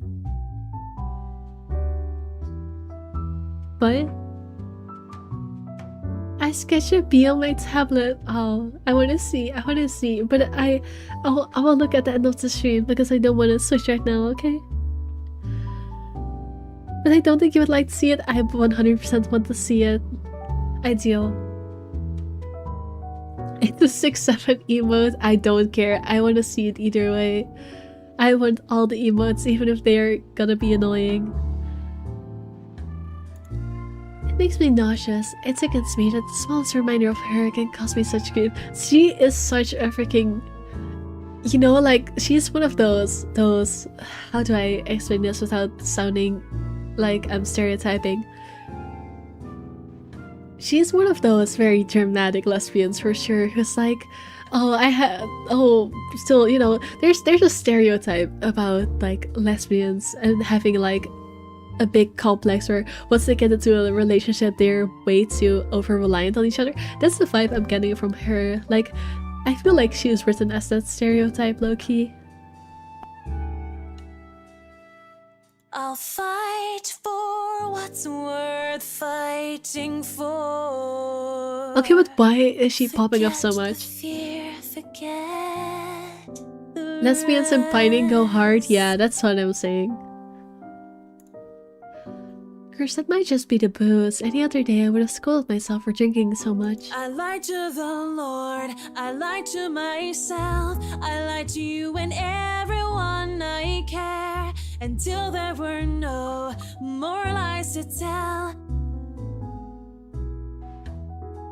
But I already have a client, and we'll be having our first little meet and greet in a few days. Cowardice is easier than being brave, but at last I found the strength I lost to sing my love letter to you. Haha, get it, letter. 'Cause people can lie, but my lone heart beats true. She sings fine, but I can't help but cringe. It's because the lyrics are very stereotypical, that's why it's cringe. Her singing isn't cringe, the lyrics are cringe. I want to at least enjoy this night, get over the hangover tomorrow, and return to being a prim and proper professional after. That song was for Cam, our lucky bride-to-be. So give her a hand, Galway shawl. Considering the state I'm in, one can excuse my smoke-riness cheers and applause rise among the pub's patrons. Because possibly off-key public singing aside, that was not off-key, girl, you popped off. I feel like I'm on top of the world right now, and that's a good reason as I need to bow down in front of these strangers. With good drinks and good friends, there's nowhere else I'd rather be tonight. And I forget for a short while. And that song was brought to you by Marianne McCullough, everyone! A round of applause! That was so good! You rock, Marianne. Oh, please stop. You're just saying that. You know neither of us can hold a tune, Marianne. Off-key my ass, exactly. You should hear me sing, Marianne. Oh yeah, you don't want to hear me sing either. A toast to our shameless drunk singer. May your drinks forever flow and your notes be ever lovely. If anyone deserves a toast tonight, that's Cam. Finally sealed the deal after 3 years, eh? Read 'em and weep, bitches. Camilla's diamond engagement ring, Gilliam says she holds it up for the world to see. She has reasons to be proud. 3 years of living together, and her boyfriend finally asked the big question. Obviously, she said yes. Don't get too attached to that ring or the one after, sweetie. I was wearing a wedding ring not so long ago, and look at where I am. But enough of me being a downer. Cheers to a happy engagement! Of course, if something like Harness divorce were to happen, I'd be there for Cam. Just as Cam had been there for me, acting more than just my yoga instructor. I could be happier for my friend right now. Cheers! Cheers! Well, we both will be there for Cam, won't we? Harna and I. Harna, it's been a real bad year for her ever since the divorce. She's such a nice person, even loaning me money to open up a studio. She didn't deserve what her husband had pulled. I'm happy she's smiling again and being out like she used to. I think we found Mr. Japanese Firecracker. We met in yoga class, something I had joined to keep myself in shape and, well, honestly, so that I could make friends when I had moved to Luxburn. Clearly, it worked like a charm. I definitely didn't have anything to do with the fact that I brought my lucky... Of course she plays D&D, or at least any other tabletop RPG. That is like the only possible thing that could have made her more queer at this point. She 100% plays D&D and like a freaking lesbian elf with like what is she? She is the most lesbian character to ever be lesbian, and she doesn't even have a confirmed. She has done everything but actually say that she likes a woman or have a female partner, and yet she's still the most lesbian to ever lesbian. Raging lesbian, exactly. It has nothing to do with the fact that I brought along my unlucky D20 die with me on that first day, no sir. I love these girls so much. What about you, Marianne? You're 30 years old and you still haven't got yourself a man. And you guys know I have a very busy schedule. I don't have time for that. Also, she doesn't like men. Oh, come on! That's a lame excuse and you know it! You need a man who'll take care of you and you need it now! Maybe some hunk will be your house hubby while you rake in the dough. I'm quite capable of taking care of myself. Who needs a Mr. Right? Hey, look at me, I'm Marion McCullough, a lawful neutral cleric with 9 points in wisdom and 8 in charisma, but I can't get myself a date. She does play D&D. Also, it doesn't say her race here, but if she is not an elf, I'm calling... Actually, no. She's either... I'm reading... No. Actually, I changed my mind. She... First of all, a cleric makes sense because she's Christian. But... If she... I changed my mind from her being an elf to her having an elf girlfriend in the game, because there's no way she does. This is such a freaking gay character. I'm dying. I mentioned druids and demons once. They don't even know it. Oh, they don't actually. It might not actually be her character. I don't know. I mentioned druids and demons once, and they don't even know the rules or understand what the numbers mean. And I certainly am not some sort of holy person. I am a far cry from a miracle worker. I barely have the willpower to fight off demons, especially my own. Wait. I just realized, but 9 points in wisdom and 8 in charisma is actually very bad stats. That's not good stats, that's bad stats. Actually, maybe she isn't looking for a Mr. Right, but a Mrs. Right. Okay, well there's the mention of... Okay. There's the mention I was waiting for.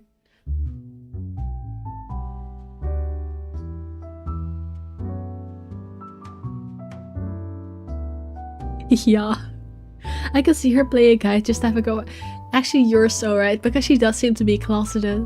So you're so right. But if it's a man, it's like a very androgynous man that's like low-key non-binary. Oh, my Marianne, we still love you even if you're in the closet. That would explain some things. How do you know you don't have a ring anymore? Maybe you two can be together and I don't have to worry about my best girls being alone. That's so not how that works. What are you on about? There's nothing to explain.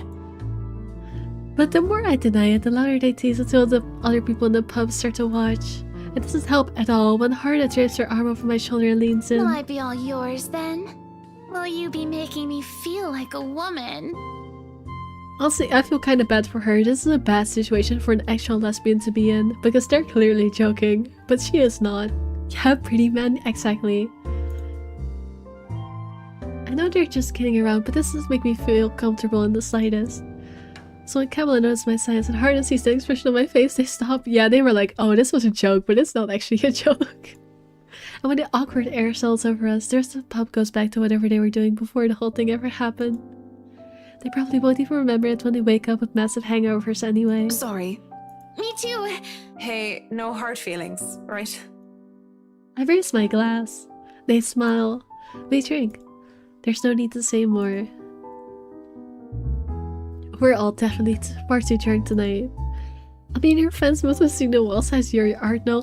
I mean, I don't know if they've been to her house. She probably wouldn't want to let people in because of the huge Yuri art, you know? So she probably doesn't invite them over. They just hang out in the pub instead.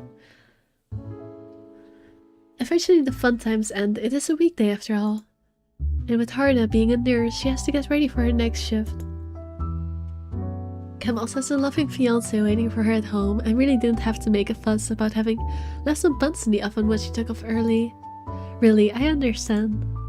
Also, who insisted, who was determined to get pissed drunk anyway.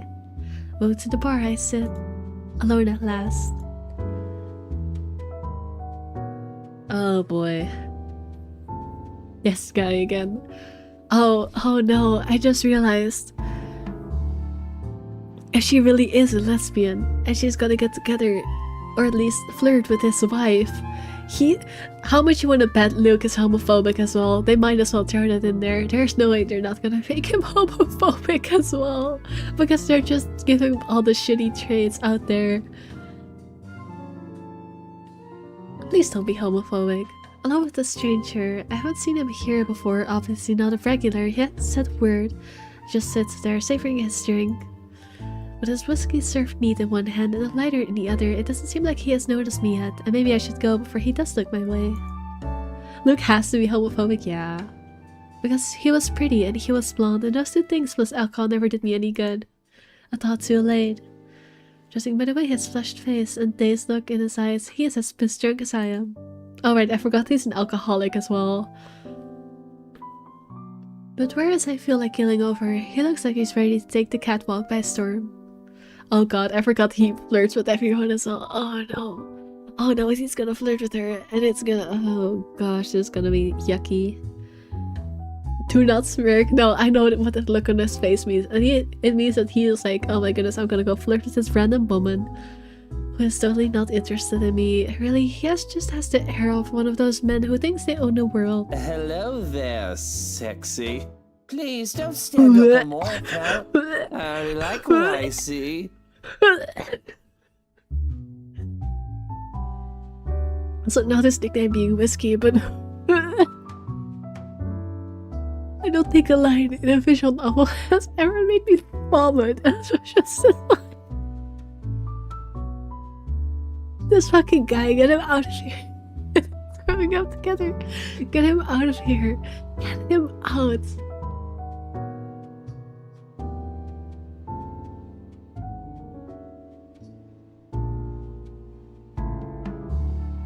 Bro thinks this is a freaking... Bro thinks he is an Otome character, but in reality, he's just the gross old man, the gross old uncle at the local bar. Disgusting. Look, they're sex. It is so cringe. It's so cringe. Fancy a drink? It'll be on me. Fancy a drink.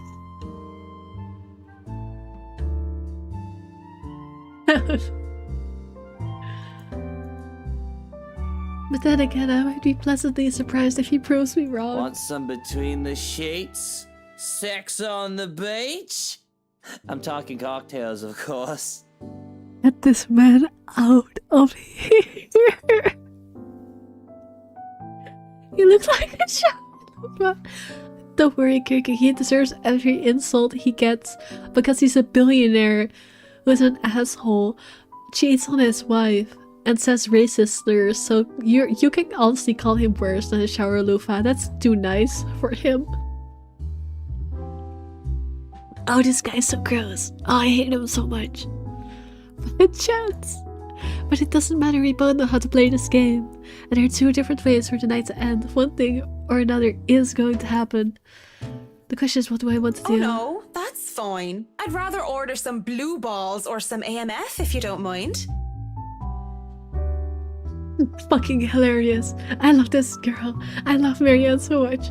I was so neutral about her before, but I've been playing as her as like freaking 10 lines. And I already love her so much. I don't know what AMF means, but I know what blue balls means. And I think that's an awesome comeback. I'm actually gonna Google it. Censoring your messages, what were you trying to say, Kirgy?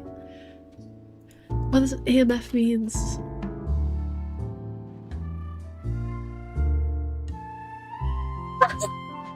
It means adios, motherfucker. It's a cocktail called adios, motherfucker. Perfect, perfect, perfect, perfect, perfect comeback. He looks like he's about to say some weird retort, but stops himself and dumps the rest of his whiskey. I order a mint julep, and he gets another whiskey and we start the customary small talk. Of course, the saying, ask me no questions and I'll tell you no lies, which goes without saying. We ask nothing about each other, offering up falsehoods to establish a strenuous fake connection between two strangers at the pub, if only just past time. Whiskey, as I have come to call him, is supposedly 21 years old. Takes care of his sick mother and is a manager of some sort. This guy, I can understand him talking. First of all, he's lying about being married, which is fucking disgusting. Get this guy out of here. But like, I can understand him not wanting to say, oh yeah, I'm a billionaire, by the way, because like, you don't want to say that in a pub. But him lying about his age is so fucking funny. Does this guy look 21 to you? I mean, it's a cartoon art style, so you can't really tell. But he is not 21. He is... I mean, we don't know his age, but he is married to a 31-year-old woman, so I don't fucking think so. Measure of what? I didn't care to listen to the details. He looks 17, he is in his 30s. He also looks like freaking Draco Malfoy, but I already made that joke, so I'm not gonna make it again. She is 32. I mean, yes. Which makes him saying that he's 21 even weirder. Like, why would you intentionally make yourself so young? It makes no sense. Also, I love that I called out earlier that pubs usually have games on. There's a sports game playing on the screen right now. I didn't even notice that before. He looks like blonde Tom Holland. No, that's an insult to Tom Holland. Don't compare Tom Holland to this guy. He doesn't deserve that.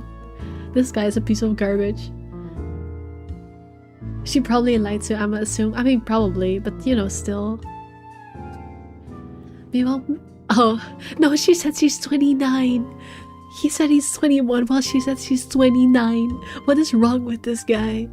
We opened as he has come to call me as 29, and what did I say I was again? I told him I was a professional chocolate taster because fucking if I'm going to lie about what my job is, might as well.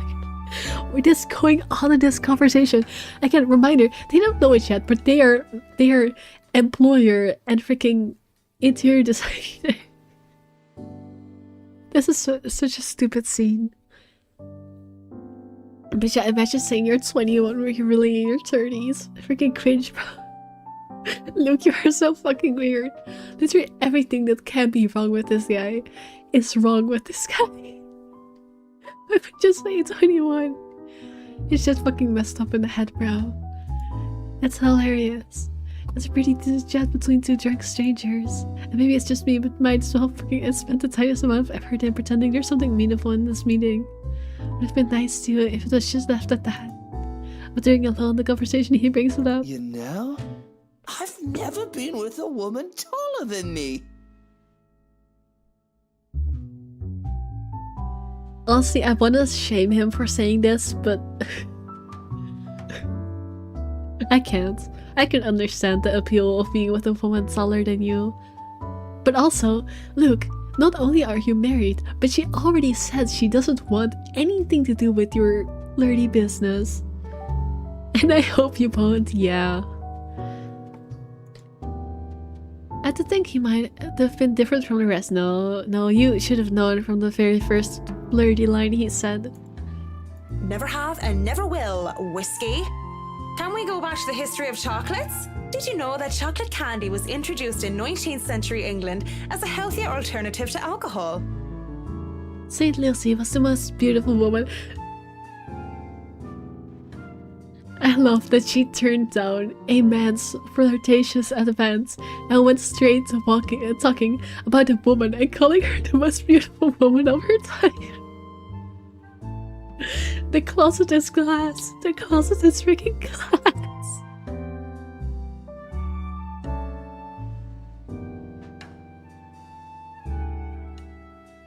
Anyways, back to lesbianism. She had men come from the four corners of the world just to see the pure light of her exquisite green eyes. I can't believe this guy is getting more bitches than me. I don't think he is. I mean, he is because he flirts with people, but yeah, he doesn't deserve the bitches. If she were so lucky and he like... No, enough of the history lesson. Come on, Mint. You know and I know what you came here for. Oh, this is one of those guys that's like, oh, if you dressed up pretty, then surely you did it because you wanted a man's attention and you wanted to be, you know, assaulted and whatever. You were asking for it. Get out. Get out. Get out. I want to shout. Shout. Go ahead. Shout. It's very valid. But just get this guy out of here. Freaking piece of shit. I want to say so much foul shit. Say it. Don't get yourself banned on YouTube, but say everything that won't get you banned because this guy deserves it. He is absolute garbage. What a fucking this guy sucks. I agree. Disgusting. This is the kind of guy that would meet a lesbian and tell her, I could change your mind. I can make you like men. You just haven't met the right guy yet. I could change your sex. Get this guy out of here. I wanna hear Cookie shout, he is the worst. He is. He really is. This game did such a good job of making a hateable character. And I both applaud them for it and hate them for it, because why would you make this guy exist? I hope I'm gonna be so for real. Once I get to Luke's chapter, I'm gonna get his ass killed. I'm gonna get his ass killed. There's nothing that can redeem him. I'm gonna get his ass killed because I freaking hate him. This ruined my appetite, yeah. Just, yo. Though not every suitor was gallant, and she was no fool, she had known that sooner or later she would be able to defend her chastity. I love that he's still yapping about wanting to bang her and whatever, and she's just lost in thought about a pretty historical woman.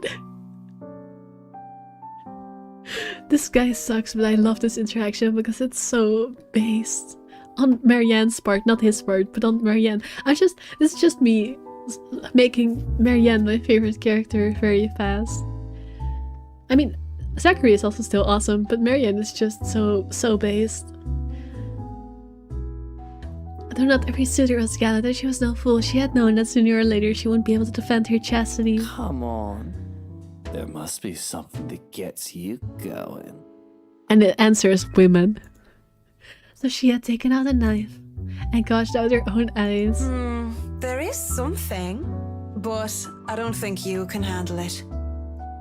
Impressed with her devotion, God restored her eyes and made them more beautiful than before. He has a peculiar sense of humor, hasn't he? Because it only meant suitors kept going after Lucy, and she kept her eyes in the chalice to scare them away. Oh, I'm pretty sure I can handle whatever it is.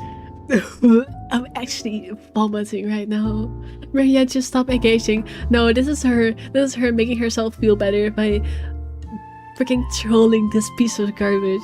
I'm kinda...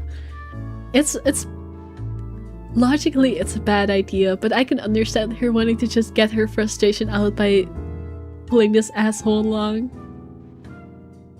I'm gonna throw up just from listening to his voice on Surreal. The tone, yeah, absolutely. St. Lucy, help me. Help me turn away from sin. Help me with my own blindness. The voice actor did go with this one, he did. My place isn't too far from here. I won't take care of you if it ends up being too much for you. Wait, she's actually gonna take him home? Wait, what? Wait, no, girl, I was with you until you decided to actually, I was with you until this very sentence. I was with you like, sure, pull this asshole along and make him feel like a clown. I'm not with her anymore. Oh, she will peg him.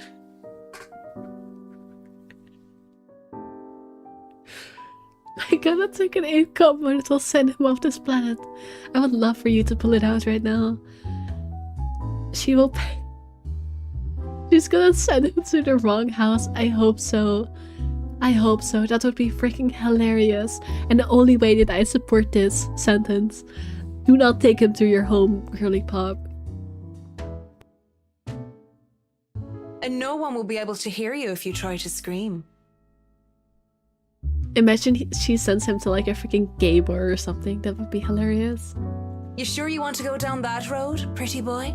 Wouldn't have it any other way.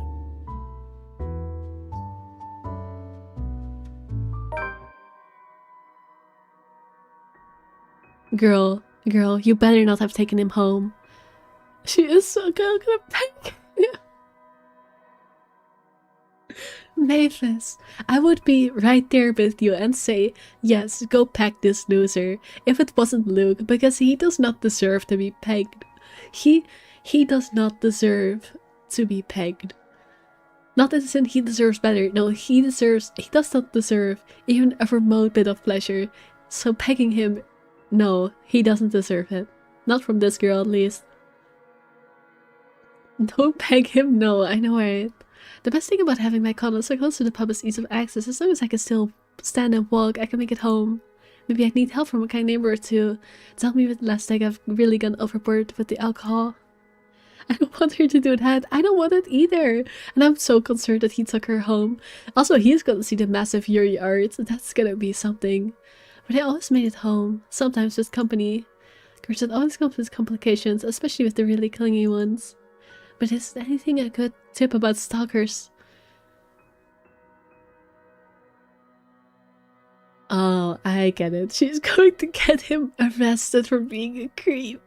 I think, maybe. Is that what she's gonna do? If she's gonna get him arrested for this, I'm gonna laugh my ass off. But is anything a good tip about stalkers in the building security get fixed? Do we know how tall this guy is? No, I don't have his profile unlocked because I haven't played as him yet. But presumably, he's somewhere between 170 and 180 centimeters because he's taller than Hannah. Because he hasn't been with a girl taller than him before. But he's shorter than Marianne, who is 180. So he's between 170 and 180. So like average height. I'm always nervous though, even if this isn't the first time I've done this. And the first few minutes when we enter my room are the first few agonizing minutes where I try not to panic. Is she gonna kill him? Is she a serial killer? Right now I kinda want her to be a freaking serial killer who kills disgusting men. But I know it's not the case, because Luke is still alive further in the story, so that's not an option. But that is where my mind went to, and I honestly wish that was the case, even though I don't think it is. Okay, Max, so far so good. Don't let him smell your fear under all that liquid courage. He'll leave sooner or later, and I'll have to see him again just like every other man. I'll never have to see him again just like every other man before him. I like to say to myself that the men I've brought to my place are more scared than I was. Yet there's no fear when I look into Whiskey's eyes, only delight. Marianne, what the fuck are you doing? Marianne. Oh no, Guys, can I say what I think this is? I think this is her trying to... both her being closeted and also hung up over her ex or crush or whatever the fuck. And she's reacting that frustration out onto men by having relations with them. I think that's what's going on. I think she is a lesbian. I don't see her as actually liking men because she clearly doesn't like Luke either. I think she's just doing it for the sake of venting her feelings, if that makes sense.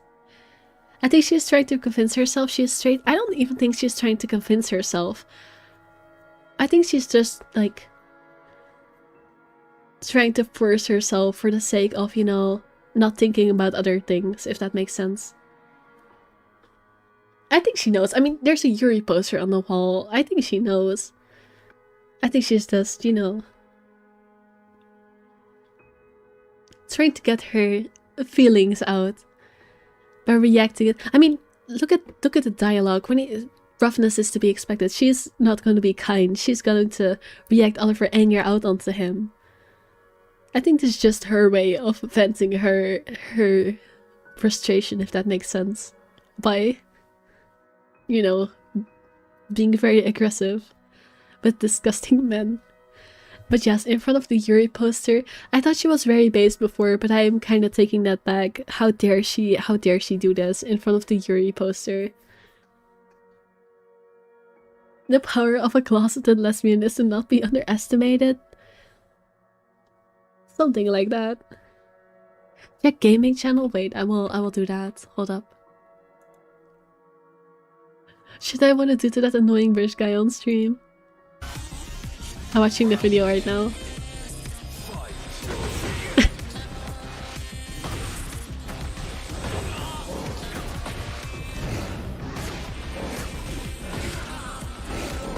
I'm gonna watch the other video as well.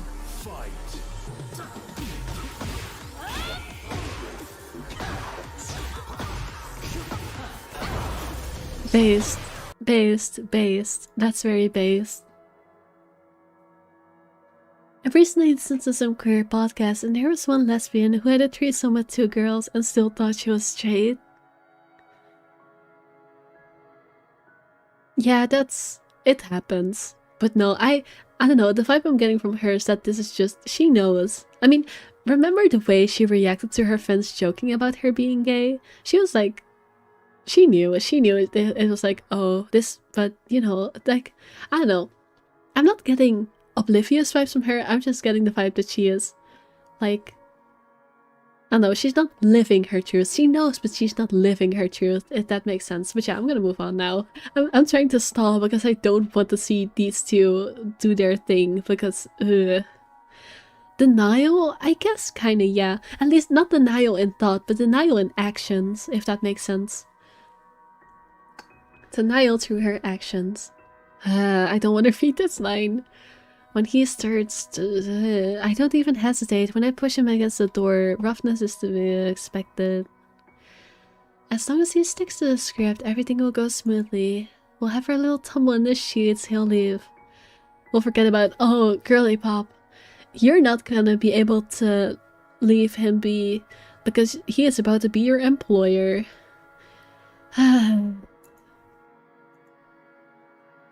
And somebody asked what I really wanted. I would have told them that I wanted a bed of roses, chocolates and music, and maybe an Irish castle. What did I say? What did I say? No, she knows. She knows. But all I really want is her. And that's never going to be a reality. What did I say? She's reacting her feelings out onto this poor guy because she knows there's one girl she wants and she can't get her. Yeah, no, Mavis, I think she knows. I think she knows. It was my fault, of course. Because I was afraid. Oh, I get it now. Look at the lesbian art and take that. I guess she was probably, I see. Because I was afraid. Did she, like, I guess she didn't know she liked women back then. I was like, no. But now she regrets. Is that what's going on? Because I was a coward. They would never hold a candle up to her. She was the light of my life. And I had let her go. Reject her maybe? Yeah, I think she might have been... like closeted at the time, question mark, because she still doesn't seem to be out right now. I think she was probably closeted at the time and that's why she rejected. But now she is regretting. I can't even be bothered at the thought of her. Just the single thought of her makes my resolve to see this affair through waver. Wait. What is it now? Yes, what is it now? Oh, I'm not making this happen. No. I think it's all that religion stopping her. Actually, that's very fair because she is religious. Maybe, I don't know. But yeah, no, I'm stopping this whole fiasco because she does not deserve this. Oh, but do I want... Oh, I did not even see the dialogue line. What is it gonna be, Marianne? The sex or to not sex?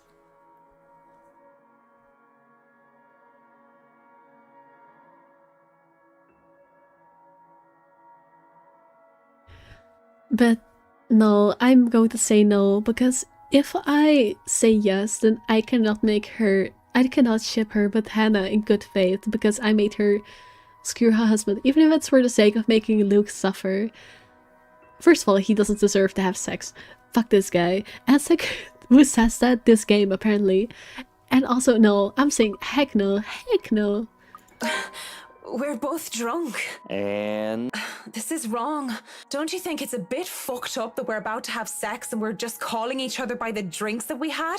Marianne, why didn't you make this choice in the pub? Exactly. I mean, it's not like she even was interested. She literally told him, go get blue-balled and fuck off.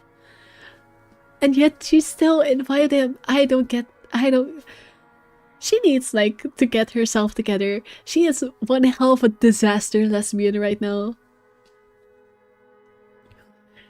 How messed up are we? Doll, shut up with the ethics and morality talk. It is seriously putting me out of the mood. If you want to leave now, Whiskey, I understand. I mean, with how smashed you are, it'd probably be best for you to sleep the night unless you want to be mugged. But I won't stop you. And this isn't going to happen. Bloody hell. Achievement unlocked, cock blocked. Hell yeah, get this guy cock blocked. Where the fuck am I? I'm so sorry for what you're seeing. This game isn't normally about this, I swear. It's a horror game about a ghost trying to kill people. It's just that, I don't know, this guy is a piece of shit and we're in a very weird scene right now. I'm so sorry you came in at like the worst time possible. It's like what's happening right now with two people coming in right in the middle of the scene. It's like when you're watching an anime and it's totally normal, but the moment your parents walk in, it's like super sexual and weird. That's how I feel with people coming into this game right now. I swear it's not normally like this. There's a lot of character drama in this game, there is. Especially surrounding this guy because he's just a piece of shit. Of course he's annoyed at me for putting off our night of sexual congress. I mean, she did say she was going to blue ball him. I don't know why he's surprised. He signed up for this himself. But no means no. Actually, I kinda enjoyed this ending because he got so hyped up and now he's just being sent out onto the streets and he deserves it. And beyond spewing a few profanities under his breath, he surprisingly simmers down soon enough. I was worried for a moment that he might try to force something. Oh, that would be... I would actually jump into this game and slit his throat right this freaking second if he tried to force himself on her. Instead, he makes a show of fixing his suit and smoothing down his hair before making himself comfortable on the nearest seat he could find. What are you doing then? You have a guest in your home. Put the damn kettle on. Damn, he's not even leaving. Dandelion tea if you have it. But I suppose all you have are those shitty tea bags from the store. If it isn't for the absurdity of this turn of offense, I would have flipped him off for thinking I have no taste. But in the end, I just laughed. All I got are cans of green ginseng and lemon balm, though no dandelion. Without second thought, I too wet the tea. That's 3 minutes to go get killed to boil. He does not deserve to get tea made for him. Throw this piece of garbage out onto the street where he deserves to be. Let him. I hope it's raining. I hope it's raining and cold and he'll have to walk home because Johannes is too busy fucking his husband and having freaking, I don't know, whatever gay husbands do. And I hope he has to walk his ass home through the rain, sopping wet, freezing, and just do whatever pieces of shit do. And don't say he looks cute. Get out of here. Don't say he looks cute. This guy does not deserve to be called cute. Go get it, Johannes. Yeah, exactly. If we stand Johannes, we do not stand this guy.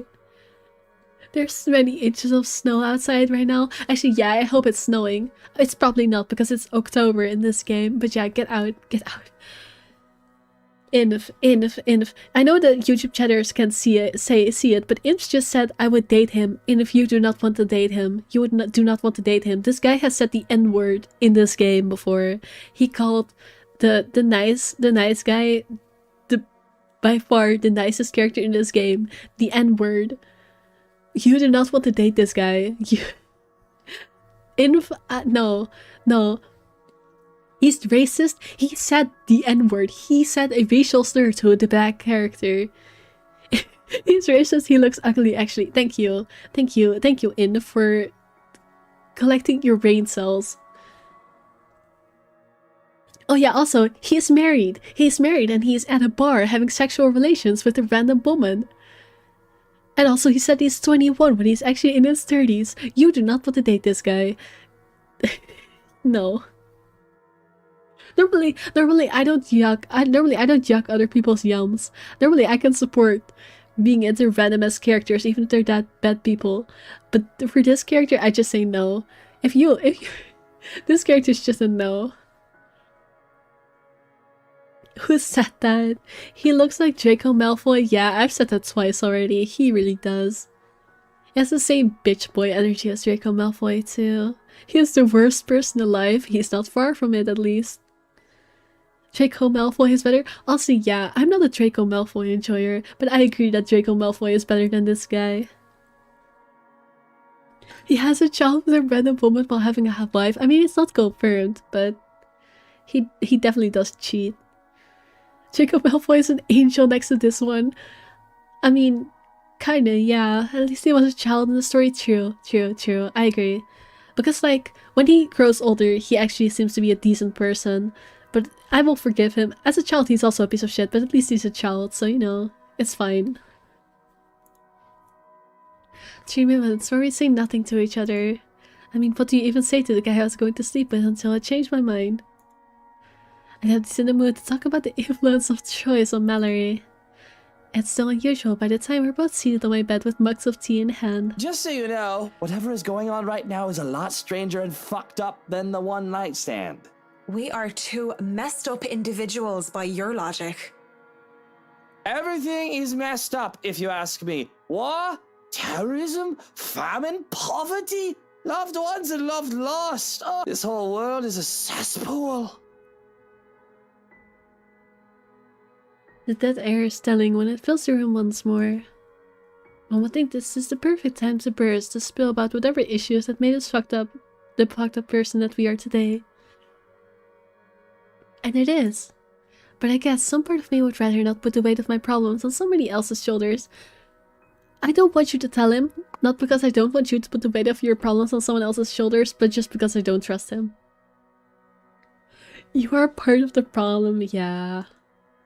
It won't be fair to that person when I don't even know if we'll ever see each other again. Oh, you will see each other the next day, I'm pretty sure. That's gonna suck. Sooner rather than later, we both pass out on my bed. Mugs have forgotten. Don't let this guy sleep in your bed. Throw him out of the... I was so on board with Marianne when she started spouting shit about fuck off, motherfucker, or whatever it was. Adios, motherfucker, the drink, whatever. When she started denying him in the most savage way possible, I was so on board with her. I was calling her so based. And now I am just so disappointed. I am so disappointed in this character that took me so high and then reached such a low. I don't like her anymore. I was on board with her, but this is making me not like her as much. I'm sorry.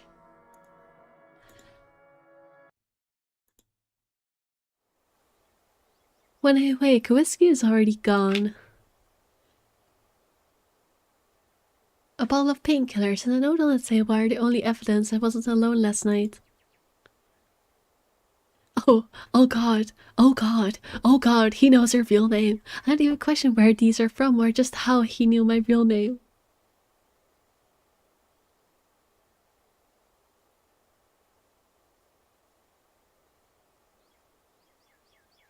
I wonder, did he know that she was his interior designer? Did he seek her out on purpose by going to the place she goes? And now, I don't know, has some kind of blackmail on her? Is that what's going on? Is he trying to blackmail her? Did he try to sleep with her for the sake of blackmail? That's somehow, despite how disgusted he was, despite how disgusted I was with him already, he somehow managed to make it even worse. How does this guy keep getting even worse? I don't understand how they can manage to keep making him worse. Drugs, yeah, I would not take those painkillers. Never trust any drugs or medicine that other people give you. I mean, that goes for drugs as well. Just don't take anything anyone else hands you unless you know them for like years. Don't take medicine from people. That can only be spiked. I don't even question where these are from, just how he knew my real name. I'm just grateful for something to help with the hangover. He's gonna see next day with his wife. Her wife. I love how we're both having Freudian slips about the lesbianism, but yeah, no. I'm just so disappointed. I have a job to do. Great, they're gonna see each other again.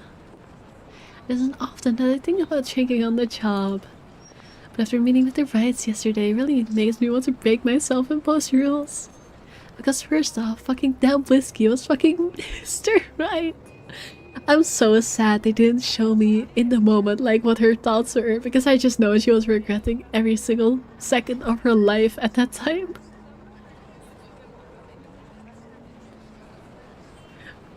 But yeah, fucking damn, Mr. Right indeed. And to top it all off, they had somehow forgotten to inform me that they didn't own the Ermengarde mansion yet when he hired me. What sort of person does that? I mean, her future wife, if we manifest it right. True. I just want her and Hannah to get together, because both of them are low-key messed up. Both of them are a total mess, and both of them deserve to be free from Luke's bullshit. I just want...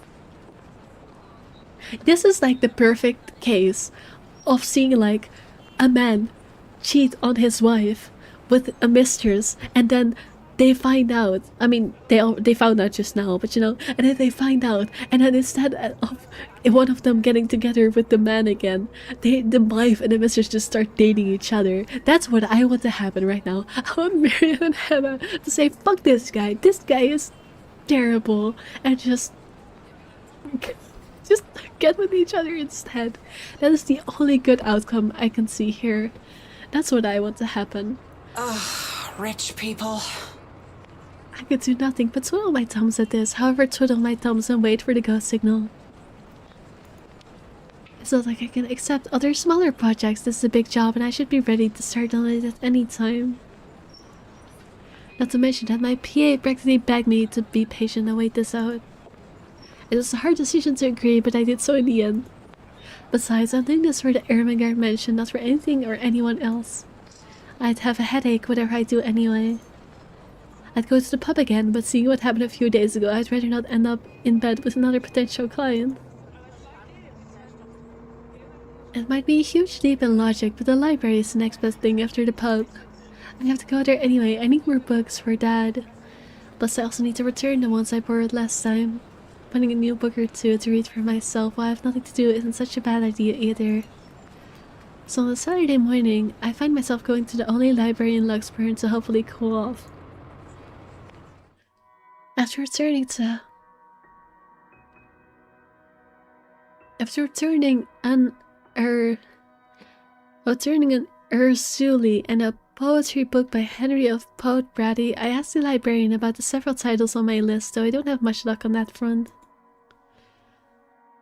Dialogue with Death has already been snatched, and she bluntly said that she did not keep our mathematical universe for someone who didn't return books on time. Make headway at least when I ask about Siege and Rendition of Havana by Jacob D. Pazuela. If you count her snarling and pointing at the history section as headway, that is. Are we gonna see the Gilf? No, the Gilf is actually a professor. I don't think he actually works at the library. The history section is devoid of any other except for myself and a redhead, though I'd wager I guess that Brett's just passing by to get to the classical literature section. Oh, by redhead does she mean Rebecca? No, her hair is pink, not red. So many books, so little time. Scanning the books and seeing so many wonderful titles gives me great pleasure. And that's when I spotted. Hello, sailor. Why don't you come to Mama? It's not the naval battle book I was hoping for, no, it's even better. The newly acquired History of Luxembourg Architecture, first edition too. I know, I just have to get it. I've been waiting to get my hands on the book for so long. The fact that there's only one copy proves to be a problem though, when Brett reaches out for... Are they gonna have their, like, we both reach for the book and our hands rush and... Are we gonna have a meet cute? Is this gonna be a meet cute? Are we gonna have a meet cute? The fact that there is only one copy proves to be a problem though, when Brett reaches out for it at the same time I do. I think I had this first, miss. What did I say? What did I say? What did I say? Oh, it's Rebecca. No, she has pink hair. Surely she wouldn't be called Red. Hello, Rebecca. Actually, you know what? I already envisioned her with Hannah, but I would not be mad. I would not be mad if she got together with Rebecca instead. It's not my first choice, but I will take it. I will take it. I will take it. Marianne's colorblind she is. That's definitely pink. I'm pretty sure they even call it pink in the game. I'm pretty sure, like, Hannah calls it pink, so it's just Marianne being colorblind. Look out, it's a book of the history of Luxembourg architecture. Wow. Becca's a good choice, yeah. I think Becca is also a good choice. I like Hannah better purely because it's even further... because of the whole fucking over Luke narrative. But Becca is also a good choice. Hannah is the funnier choice. Becca is the actually good choice. I can only stare her down while she refuses to let go of the book. Refuses to let go of it as well. I raise a brow at her in the hopes that the fact that I was significantly taller than her would intimidate the girl. Even then, she refused with a rebellious look. This isn't exactly light reading, miss. I mean, do you even know which architect was at the forefront of 18th century Irish architecture? A beat. She blinks and I can't help the smirk on my face, which is wiped off when she opens her mouth. Edward Lovett Pierce, who established the Palladian style through his work with Castletown House and the Irish Houses of Parliament. This is such a meet cute. They're having their freaking K-drama moment right now. This bridge was destroyed in this year to delay French troops while under the regency of Mary of Guise. That is not what I was expecting. Let's be honest, how many people would know these history facts a history teacher would? Aside from me, anyway. Going right to the obscure ones, aren't you? Easy enough. Tullybody Old Bridge in Clackmannanshire, Scotland, on the January of 1560, if we want to be specific. I love that the achievement was called Pop Quiz, Meet a Fellow Nerd. Because yeah, they are definitely nerding out right now. But yeah, how do I download just one layer? I don't know. I just downloaded everything together. And like made sure everything was separated, like so they wouldn't overlap. I didn't download just one layer, so I don't know how to do that. I don't know if it's possible. Mavis wants to be towered over by a taller woman. I mean, I'll see real. But also, I am pretty tall, so unfortunately, that's not. As much as I wish I could have that, I could say that that's unfortunately too rare of a chance. Oh, such a shame it is, already being tall. Anyway, Sunday it's the game where we throw these history questions and facts at each other back and forth in hushed tones unless we want to be thrown out of the library. After a while, it goes from some strange competition into this strange but friendly banter, if it could be called that. But as fun as it is, the exchange soon slows down until we're grinning at how odd this whole scene is. Marianne McCulloch, my desire for potatoes doesn't quite match what the stereotypes suggest. Rebecca Gales, the Scots' supposed hatred for the English wasn't enough to stop me from teaching their little spawns. Oh my goodness, it's an Irish ex-Scottish ship. That's so funny. By then, we had forgotten about our little tug-of-war, although she still holds the book in her hands. I had let go of it without realizing when she answered my first question. History teacher, then? Got it in one. No wonder you gave me a run for my money. Now, if we're talking about architecture, I'd blow you out of the water. You're from where? Luxburn Uni? Oh no, just St. Goretti's. Ah yes, Saint Coretti. You'd think a school would choose a more appropriate saint name to name themselves after, especially when you have very young students. And I'm guessing you're an architect, if you're so confident about the subject. Interior designer, Miss Gales. Please, just call me Rebecca. You aren't one of my students, are you? Little Spawns is crazy. Honestly, no, that's fair. Kiss no. I agree. This is Kiss no, definitely. As much as I want to see Marianne's Hannah happen, I don't think it's happening because I think like Zachary is actually the ship for Hannah, which I don't like, but you know, whatever. If I can't get that, I will gladly take this instead because yes. Yes.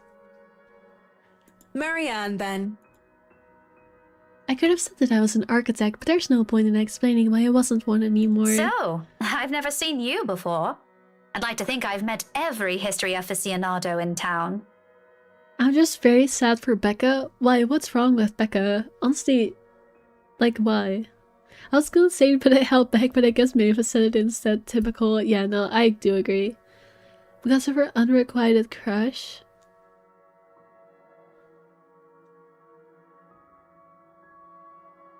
What do you mean? Am I missing something?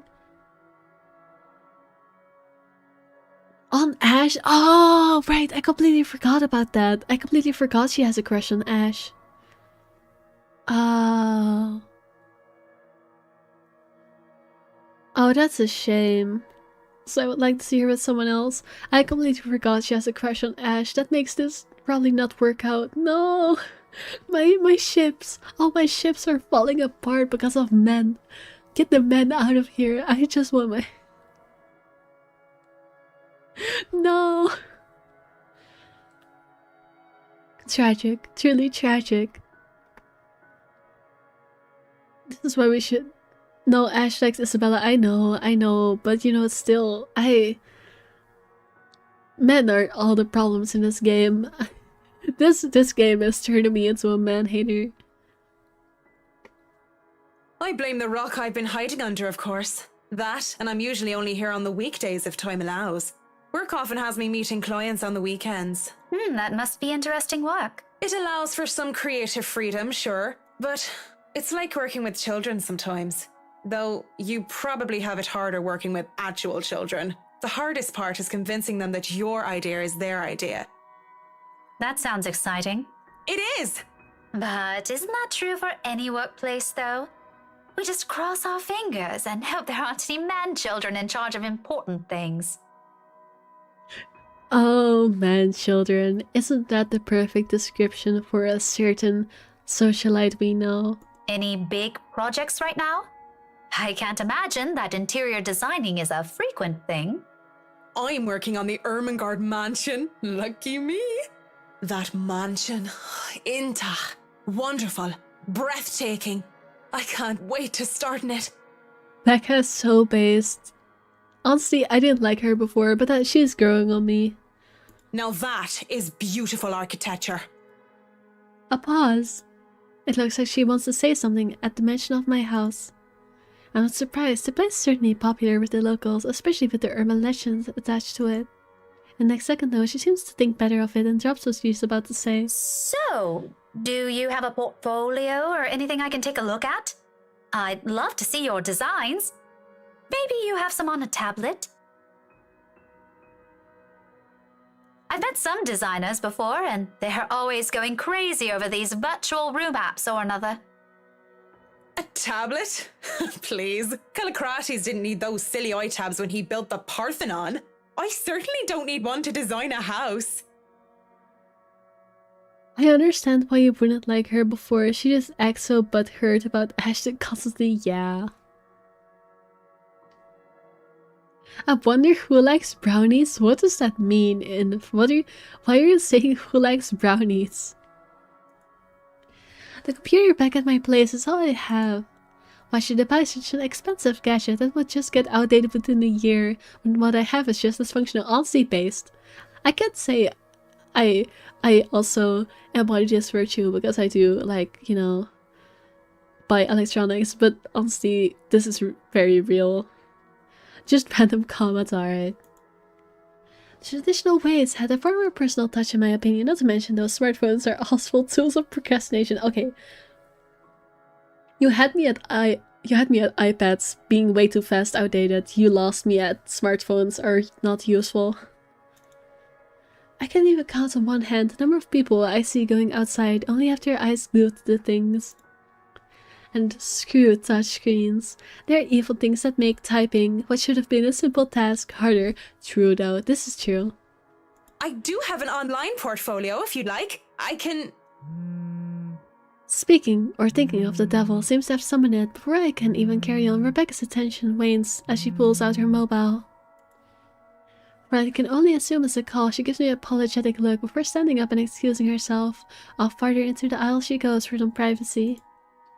I do my best to give it to her as well, trying to tune her out. Belle, is something wrong? Lunch at the coffee house? Sure, I can make it. I'm not too far, I can be there in 10. This is an old game. I remember people being more worried about phones. I mean, it's old, but not that old. It's from 2017. That's not, like, that old. I mean, we already had Fortnite in 2017. I don't think people were still worried about smartphones when Fortnite was already out. But how quiet the surrounding is, she can't blame me if I overheard snippets of our conversation. But it's a remake, no? I don't think so. Is it? I know the original... I actually thought it was at 2017. I mean, but... I'm actually gonna Google it now. Little for visual novel.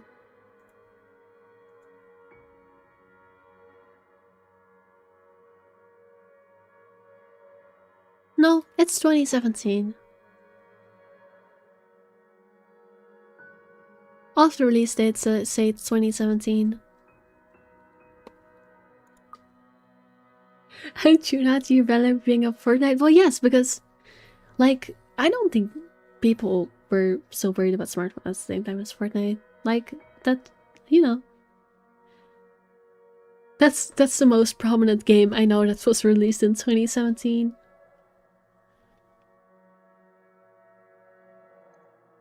When she returns with a sheepish look on her face, I know that our friendly chat has to be cut short. Sorry, I have to go and meet with some friends. It's fine. Totally fine. No need to even apologize. About the book. I find the pinkish purple color a really good type of color. Honestly, I think she has a nice design. I'm still mixed on her personality, but I think she has a good design. She knows how to dress herself. Her embarrassment increases twofold when she realizes she's still holding onto the history of Luxembourg architecture.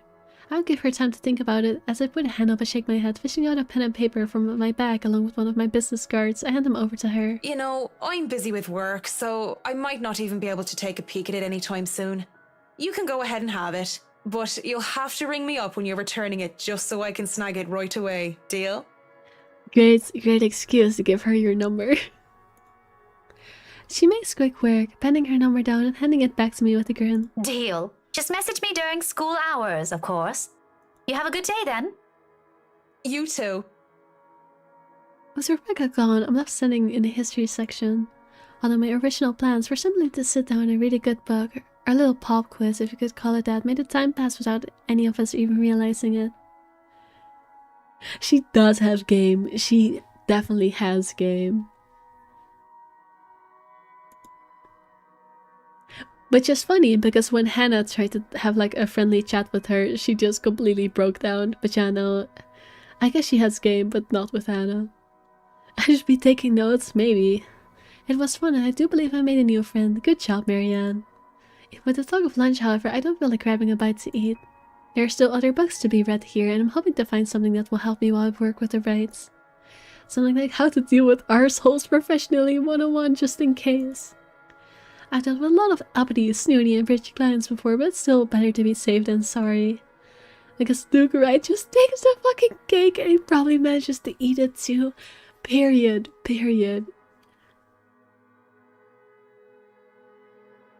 Hannah looks like her ex-love and is awfully flirty. And her boss, so actually that's fair. But seems the world is conspiring to keep me from me time. As my mobile vibrates in my pocket the moment I find something from the shelves of the classic literature section. Marianne McCulloch, Charlie Rose Design speaking. Oh, right, Rose is still alive. Rose Cooper here, Miss McCullough. I hope I didn't catch you at a bad time or anything, but I just wanted to check in and tell you that we've got the clear to hand over the documents. Madam Wright told us that we should forward the floor plans to you.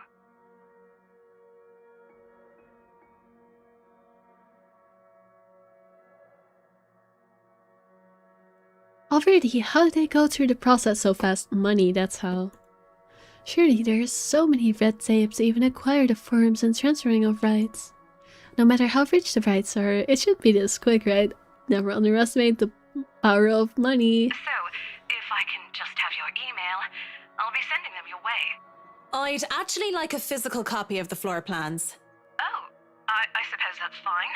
I'm not at the office right now, but I can inform Miss Santos of your request. I mean, can't you just, you know, print them? Do you not have a printer? Like, is this just me, or can you just get a digital version and print it just as easy? Whatever, never mind. I'll make sure to drop by the office after lunch if that's fine. Not a problem. Right. Well, cheers. Right. Cheers.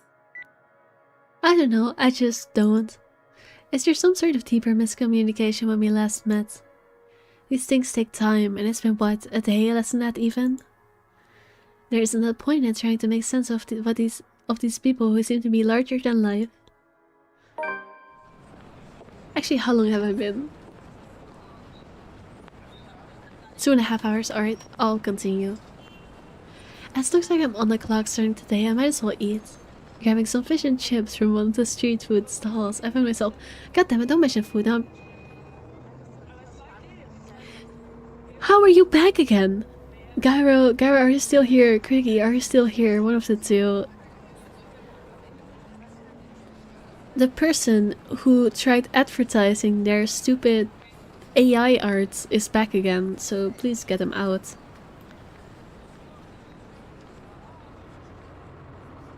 Oh, that's alright. Does it not show? It says... I don't know what happens, because I see it on my side, but maybe they get auto-restricted, question mark? I don't know how it works, I just see it in my chat.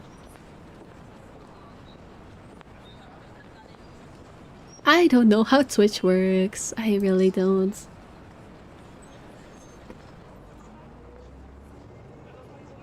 They must be a vampire, I guess so. Carry sufficient chips from one of the feeds to a demon vampire. One of the street food stalls, I find a table to spend time with a copy of Marquis de Sade's The Crime of Love, since Rebecca left with the book I wanted. I've read this one before, along with the rest of his works. This would be the 18th time, in fact. But it's always nice to read through it again when I don't have time to enjoy something new. Besides, when you're dealing with people so filthy rich that they just end up being plain filthy, you need a good old Marquis's sound advice. La blessure se trouvant sans aucune sorte de conséquence. I don't know if she pronounced that right or not, I don't speak French. I also don't know what this means. The wound being without any consequence. Of course, it's folly to think that things have no consequence when everything actually does. Pirate Realty Corporation's Duxburn branch isn't too far off from the city center, just a few blocks away, and I can easily eat and walk. I've already used this time to get rest before I go to a flurry of activity. No doubt there will be so much to do once we get the hands on a mansion. Still a lot better than working on another condo, at least. Surely, no matter how much BRC and the old owners put into the restoration and preservation of the place, any big repairs would be superficial at most. The introduction to Monk's campaign is so saddening. I actually don't remember how it goes. The Automa didn't catch anything. I don't see any bot messages. The Automa didn't catch anything either. But it shows on my side. Like, let me send a screenshot to the freaking Discord because I don't know how else to explain this. I don't know what's going on because I don't know how Twitch works, so I don't know why it's doing this. I'm just gonna send a screenshot and hope someone that knows more about the platform than I do can answer my question. Let's see. 1 second. I will get back to the game. I just have to do this real quick. I'll send it to the mods section.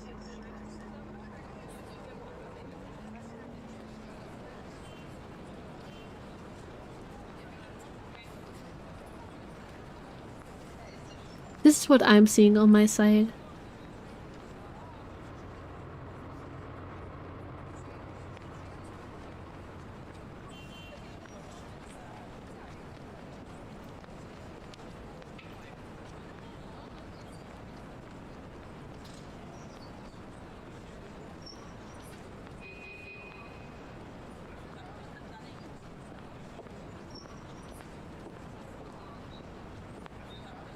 You're not seeing it too? Yeah, I don't freaking know how it works.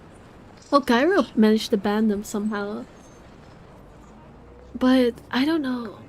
I'm confused.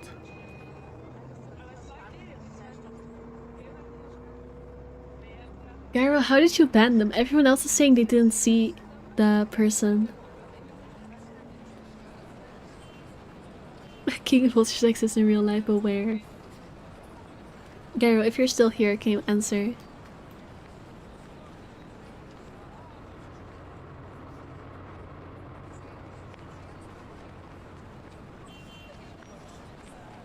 I guess Gyro isn't listening, he's just lurking in the chat, which makes sense, he does that. But yeah, I don't know what happened. Gyro took care of it, so I guess it's fine. But yeah, I don't know. Surely, no matter how much BRC and the old owners put into the restoration and preservation of the place, any big repairs would be superficial at most. Check mod channel? Alright.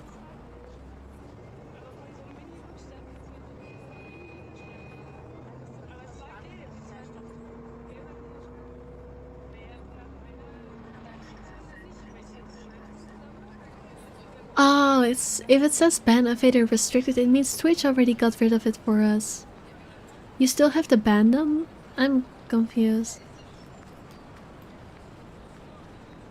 That I don't know how this works. I had to quit 3 times in Gurman's campaign out of despair from dying repeatedly in the same way. I already did the whole despair bit, so I'm not gonna do it again. But yeah, that's honestly, that's not even restricted to Gurman's campaign for me. That's just me in every single Brain World stream ever.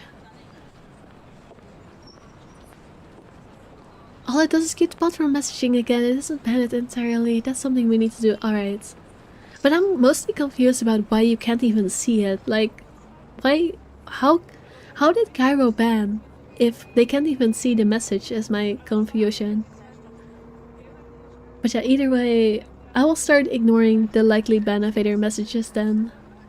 Because they're already not showing up. Alright. I'm quite certain that, in their haste to sell the property, they did a rush job. It isn't an infrequent thing to do, despite how it's frowned upon. There will be a lot of hidden issues that I will need to weed out, and I have to make sure that I find every single one of them, especially the more serious damages. Structural integrity is definitely on top of the list we'll have to consider. The building might look sturdy, but it is centuries old. That alone will likely pose a few problems here and there, but limitation on what we can do.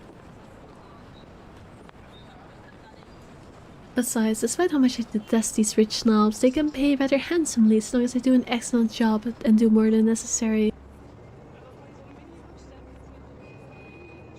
These two things always make sure the referrals keep coming. I don't even have to hunt down projects for myself.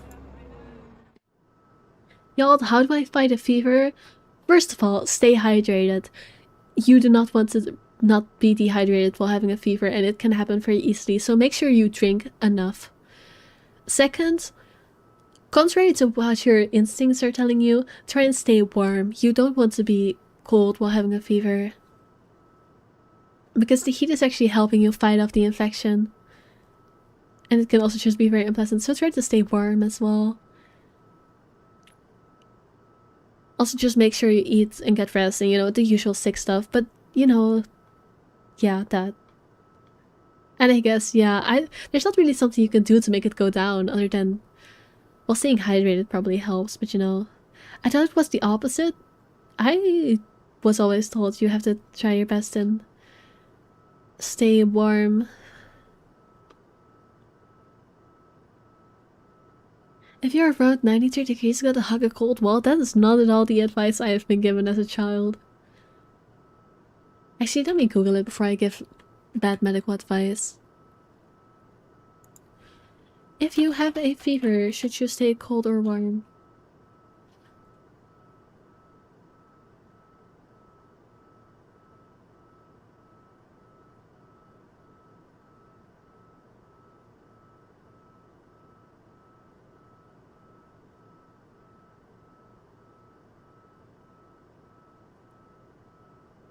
During a fever, cooling them down is a definite no-no unless it's dangerously high. New research has found that cold temperatures lower immunity in the nose and make us more susceptible to viruses.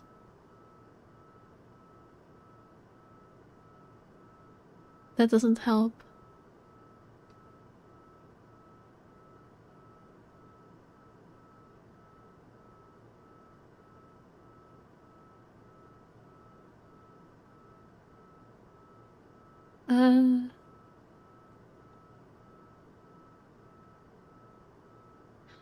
Why am I looking at a Reddit thread for medical advice? What am I doing?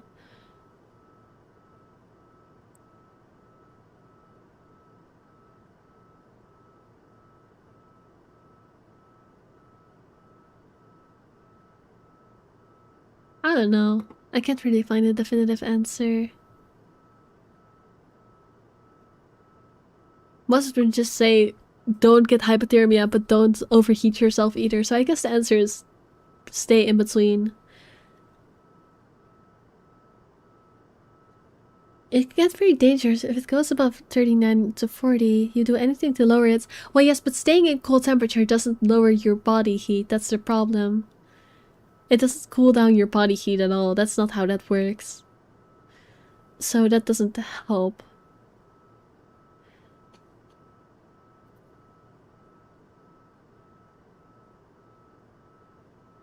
When I go to PRC's office, I can't help but stop and stare when I enter the building. With the lunch hour closing, employees should have been back already if they still aren't filtering through the doors. I guess it's a Saturday that people probably feel tired and lazy to be working on a weekend. They're still on the clock and not bumming about, wasting company time to extend lunch breaks and cigarette sessions. The office is spacious, as it is with these big corporations. Each person is given their little space of what's usually a 2x2 meter cubicle. There's a lot more empty chairs than there are people working at their desks. It reminds me too much of my last day at Porviskova projects during the massive layoffs due to the Irish economic crisis. But it isn't just that enough. But it isn't just that tough. Everything is as quiet as a grave. It's as if these people are merely ghosts. Oh, right. Speaking of ghosts, Santos comes through the door looking as if she's just seen one. She looks at me, wide-eyed, like a deer caught in the headlights, ready to bolt at any moment. Oh, right, this happened after her seeing the ghost in the window in the shop. That's why she's scared. I'd ask out of concern, but I feel it's not in my position to do so. What if it's something personal? I'd simply be overstepping my boundaries. Really, it's none of my business. I presume that Miss Cooper told you why I'm here, Miss Santos? Huh? Oh, yeah. Sorry, I just got back from lunch, you know? But it won't take too long. Don't worry. Of course it won't. This whole project has established itself to be a matter done in haste. I do hope it doesn't mean that people are being careless in their duties. She flinches and looks like she doesn't quite know how to respond to that. Thankfully, instead of opening her mouth, she leads the way towards our station and goes to fetch the floor plans. It won't take too long, as she said, but it does take a bit. Time spent to compose herself, most likely. You know, we usually just email these things. I prefer the real thing. Not that you would know. You probably have your nose stuck in front of a smartphone when you're not working, and even when you should be working, playing those mindless addictive games. She says this despite video games being on her freaking like list. She is a hypocrite. Wait, or was it in her dislikes? Wait, did I hallucinate something? No, it's in her likes. Video games. In her likes. She is a freaking hypocrite. I definitely wish Chris would stop playing that bad cat thingy during work hours too. Oh gosh. I know what you mean. Digital painting is nice, but nothing beats the smell of real paint. Not that I go and smell paint like a crazy person, but, you know, the real thing is different. Wait, what? Yes, nothing is quite like the real thing. Checking out the fur pants, I see that I'll have a lot going for me, but now I know how Ray felt when he found the Central Park. This is a pop culture reference that I'm too uncultured to get. Now I know how Ray felt when he found the Central Park West building floor plans from that one movie. Why are you meowing in my chat? This is why I became an architect in the first place. Jacobean style at its finest. It's a thing of beauty. Look at these gorgeous rooms, the delicate harmony between the empty spaces. And speaking of empty spaces, there's something rather odd about these ones. Wait, I'm looking at the floor plan to see for myself as well.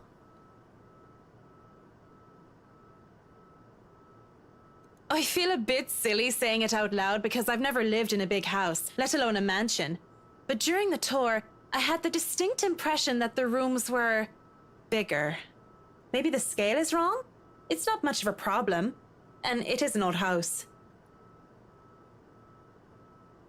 There had been little details here and there that I would like to address during the open house tour. I would have liked... This is a grammatical error that I would have liked to address during the open house too. But it was all forgotten in the wake of Miss Santos' incident and the trouble with ownership. The wine cellar is going to be a problem. I shudder to think about what sort of repairs they did to the place.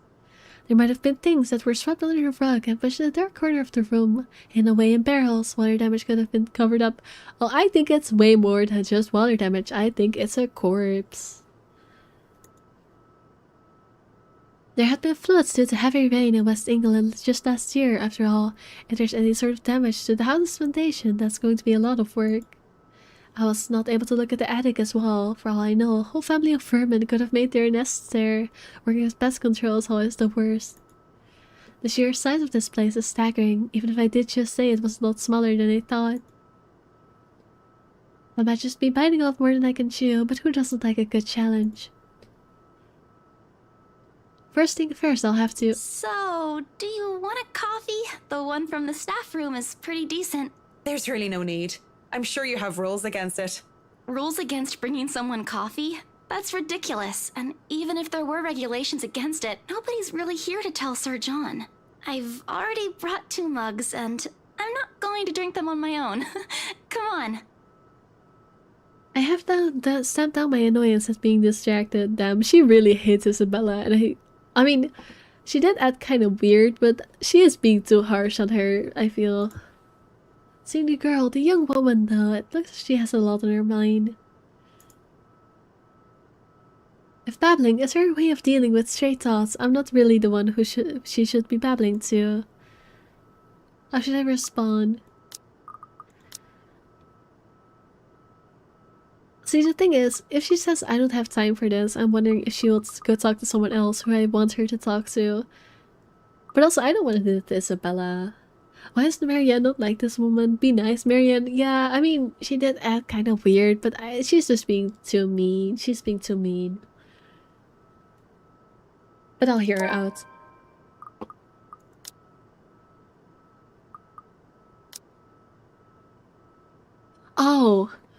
Oh, right. I forgot that first of all, Slay, she's serving cunt in this image.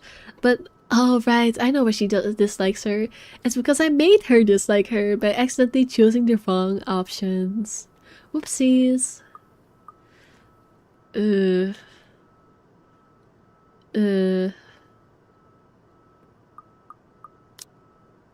give her time to speak up, but when she just stares, I clear my throat. Yes? You have something to say? As embarrassment creeps up her face, I snatch one of the coffees from her and take a sip. Too hot. Just thinking and speaking off the record, it must be fun what you do. She likes Nuke. Yeah, I'm also confused how the hell that happened. Because I haven't played as Nuke yet, so surely it must be something I did.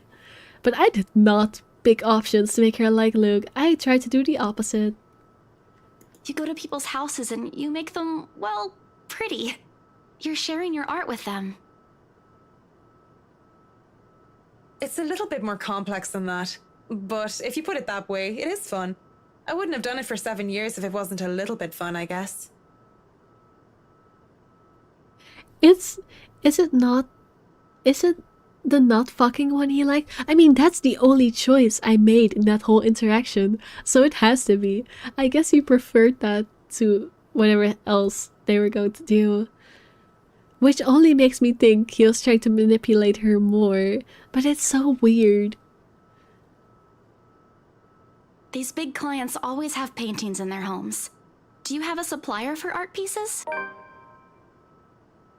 I didn't expect to hear such a question from her, seeing how well she handles herself yesterday. Yeah, but she does want to be a painter and all.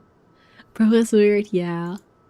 I didn't doubt it then when she was assigned to an important sale like Ermengarde mentioned, despite the little accident she had. Now she just looks too young, too nervous and unsure of herself, although her enthusiasm must make up for that in spades. In fact, I would have believed it if she introduced herself the way she is at the moment. Why, watching her now, she actually looks like she should still be in college. Acts a bit like it too when I think about it. I thought she was a teen, slumming out in the mansion when I first saw her there, lying on the ground. Surprise, surprise, she turned out to be one of the estate agents handling the property. I don't even know what to make of that whole meltdown that happened with that strange document.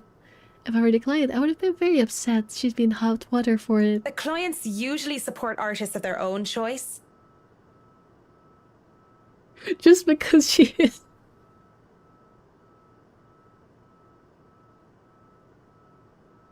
Why?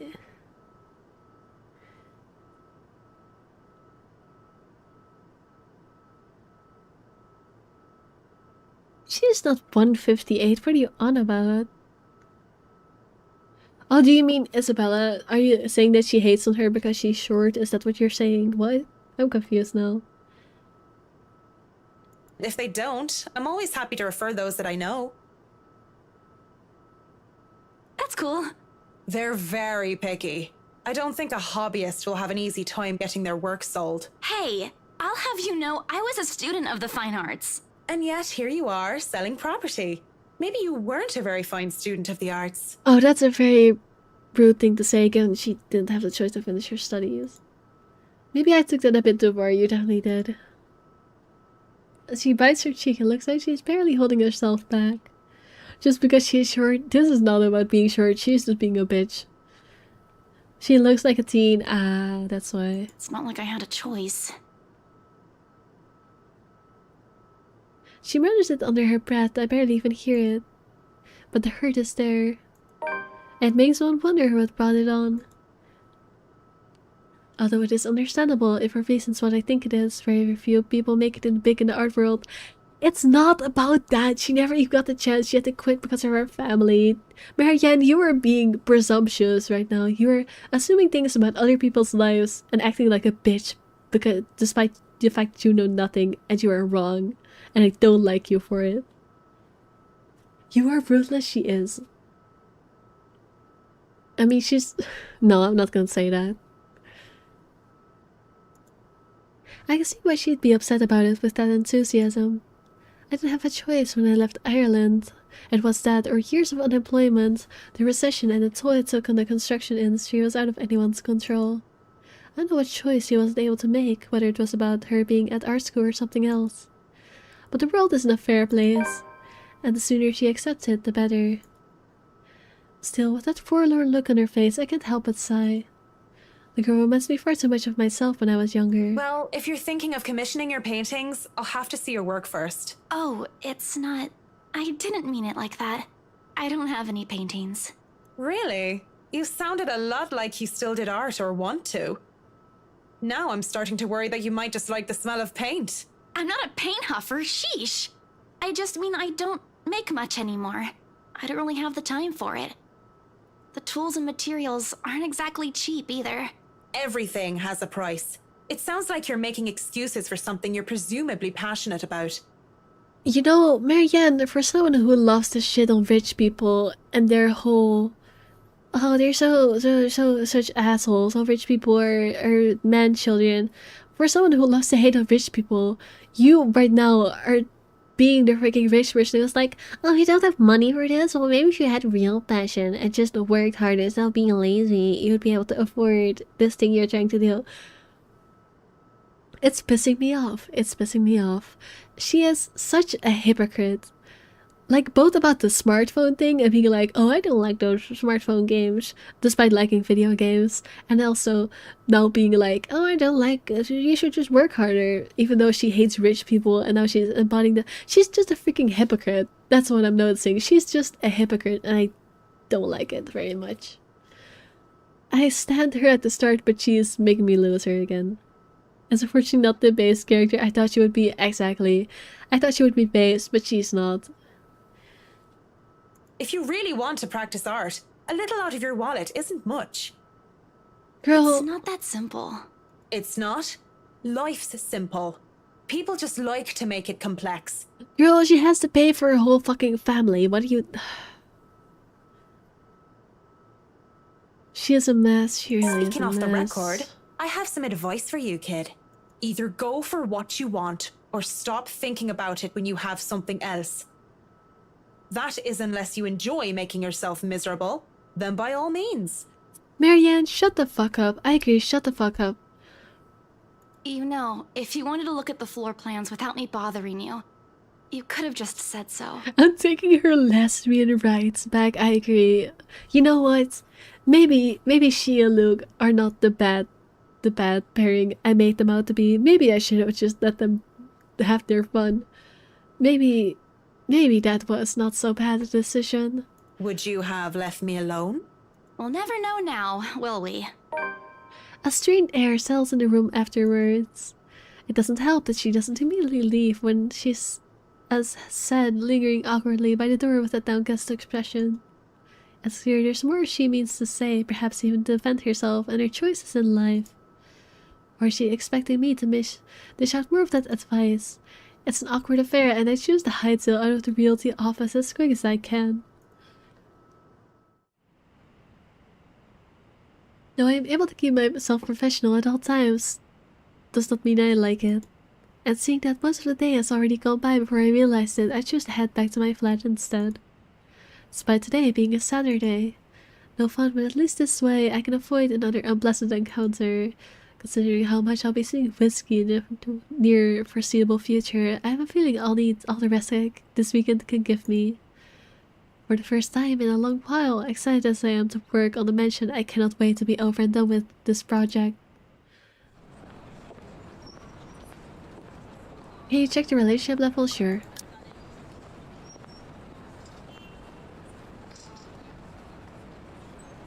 Also, why does she dislike Zachary so much? What did I do for her to have the... Actually, she dislikes Ashley for more, but that's like, that makes sense. Because, you know... Yeah, no, they don't seem like they would get along, but why does she dislike Zachary? Is she racist? I don't freaking know. I don't know. Don't ask me.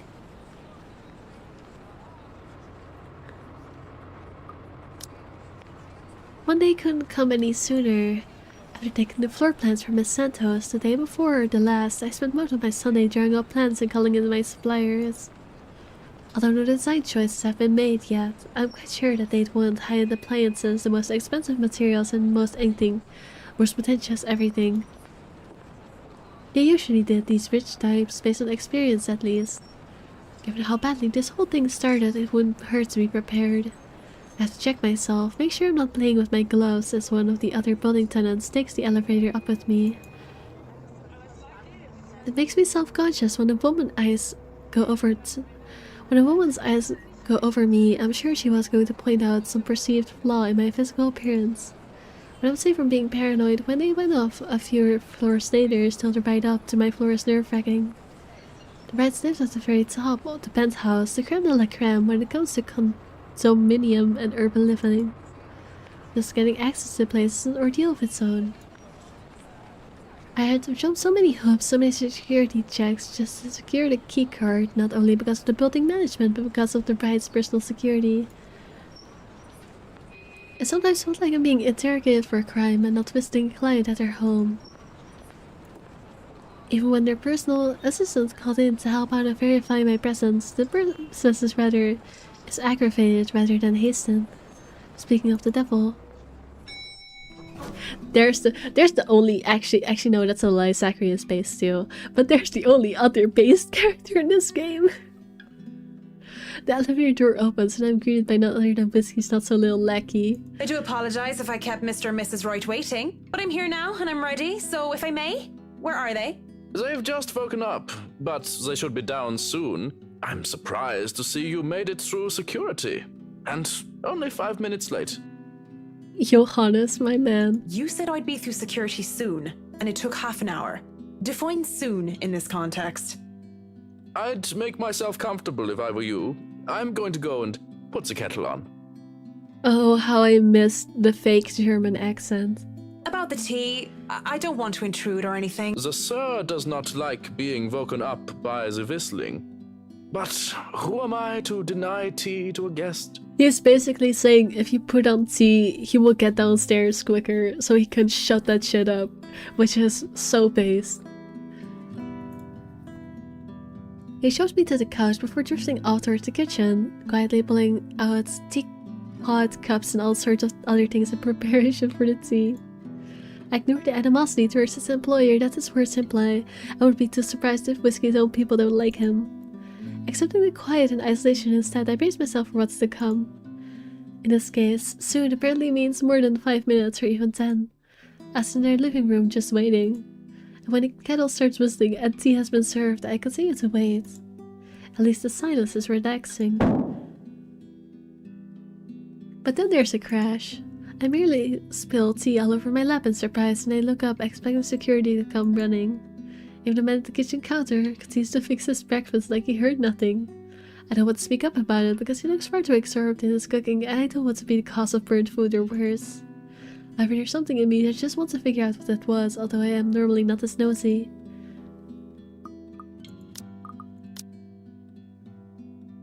Imagine if it was so...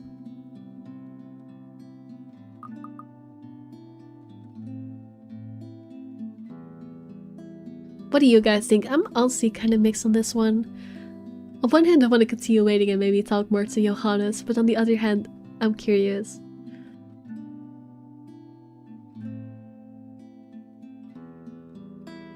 I'm wondering if checking it out will have me walk in on some relationship drama and I want the tea.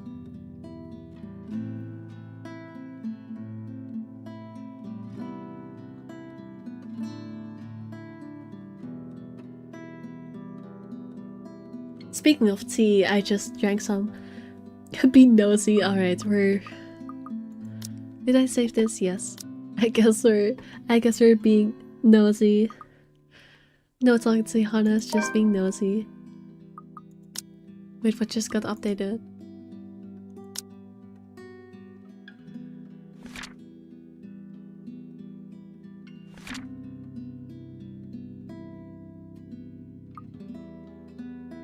I don't know. The crash came from the hallway and I really shouldn't be snooping about, but it's just concern. Yeah, concern that urges me to check it out. Taking a glance at the butler, I consider sneaking off, but... Excuse me, but where's the loo? He barely looks my way before pointing a spatula towards the hallway. As a good excuse as any. And if I'm caught lingering longer than I should, I could just excuse myself and say that I wasn't sure which door led them where. Mavis. What did you do to me? What did you do to me? You made a horrible decision. You made a horrible decision. You made a horrible decision. You made a horrible decision. You're gonna get me jump scared. You're gonna get me jump scared. I'm gonna get Marianne killed. I just checked it as a fake German accent. Yes, I know it's a fake German accent. I know it's a fake German accent. I know it's a fake German accent. I already pointed that out like a century ago. Mavis. We're so gonna get jump scared. Mavis. You're so gonna get me jump scared. You're so gonna get me jump scared. Why did you do this to me? Why did you do this to me? I wanted to talk more with Johannes. Instead, we're just gonna get jump scared. Fuck this. No, fuck this. I'm relook my save file. No, I don't want to be a cheater. But I don't want this. You're fine. Are you looking at the fucking screen right now? Does this look fine to you? Are you looking at the fucking screen right now? Does this look fine to you? This looks like the world's scariest fucking hallway. You know what? I'm gonna close my eyes, and if I get jump scared, I won't have to see it. And if there's a quick time, then fuck you, this girl is dead. Lesbianism will die. This is your fault, Mavis. If she dies, that's your fault. I'm not gonna be looking at the screen because I don't want to be jump scared over this. Still looking into the hallway reveals nothing. I see anything that might have caused the crash. The hallway, like the rest of the place, is in pristine condition. There are several doors where not only the toilet, but also presumably rooms for their butler and other members of the staff.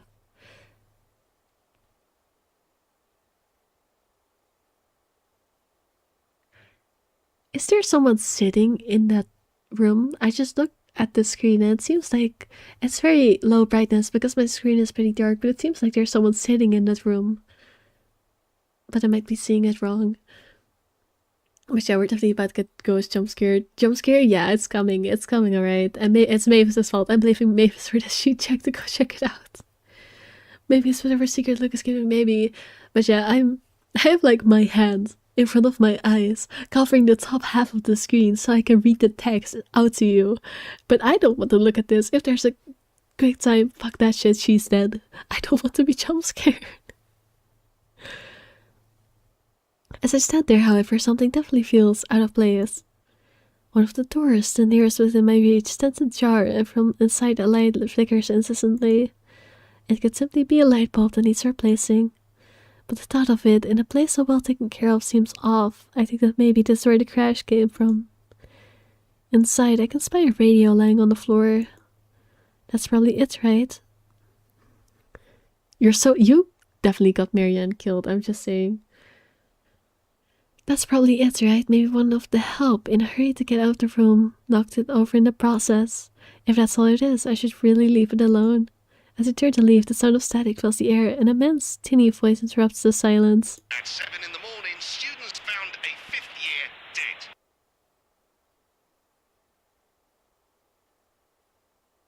You know what, Mavis, maybe you were right. Maybe this is about Luke's secrets.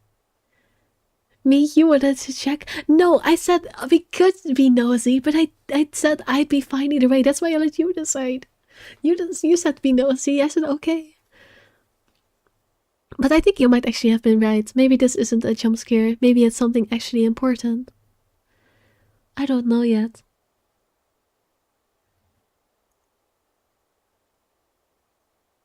Why am I still standing here? Assumed to have fallen from her dormitory window. This seems familiar, doesn't it? Authorities are investigating the possibility of foul play. Like I've heard it before. Reporting from St. Samthins, Shane McLaughlin of Galway Bay, AM.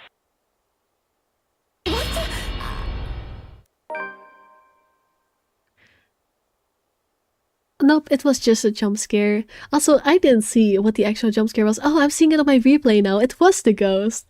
No, I had my hand over my eyes, so I didn't actually see the ghost popping up. I just saw the door moving. And I was like, well, I was right. It is a jump scare. Are you happy now, Mavis? You got me a jump scare. No, I'm kidding, by the way. I'm blaming it all on you, but I know that it was my fault also for considering the option. That's it. Apparently that's it. But I'm not gonna complain about it. I mean, it's just a random choice, so it makes sense. You're such a sissy. Listen. First of all, it was just a random choice, so obviously they can't do anything big because that would fuck up the continuity, because you can just choose not to do that. But the jump scare wasn't even the scary part. The scary part was that fucking hallway itself, because they drew that so freaking ominous. I did not like it. And like, I didn't even flinch at that jump scare. To be fair, I was looking at my screen either. But you know, that was fine. That it could have been much worse. I think she died. I think it was her ex-love. I think she died. Oh, that would make sense, actually. That would make sense. I recoil back away from whatever that was. In the process, I jerk backwards on my feet and I wait for the pain of falling flat on my back. But instead I feel a hand on my back and a smug smell of, well, guess who? Oh, don't tell me you're reporting to work drunk, Mint. No, I accidentally chose the option that made Luke flirt with her again. No.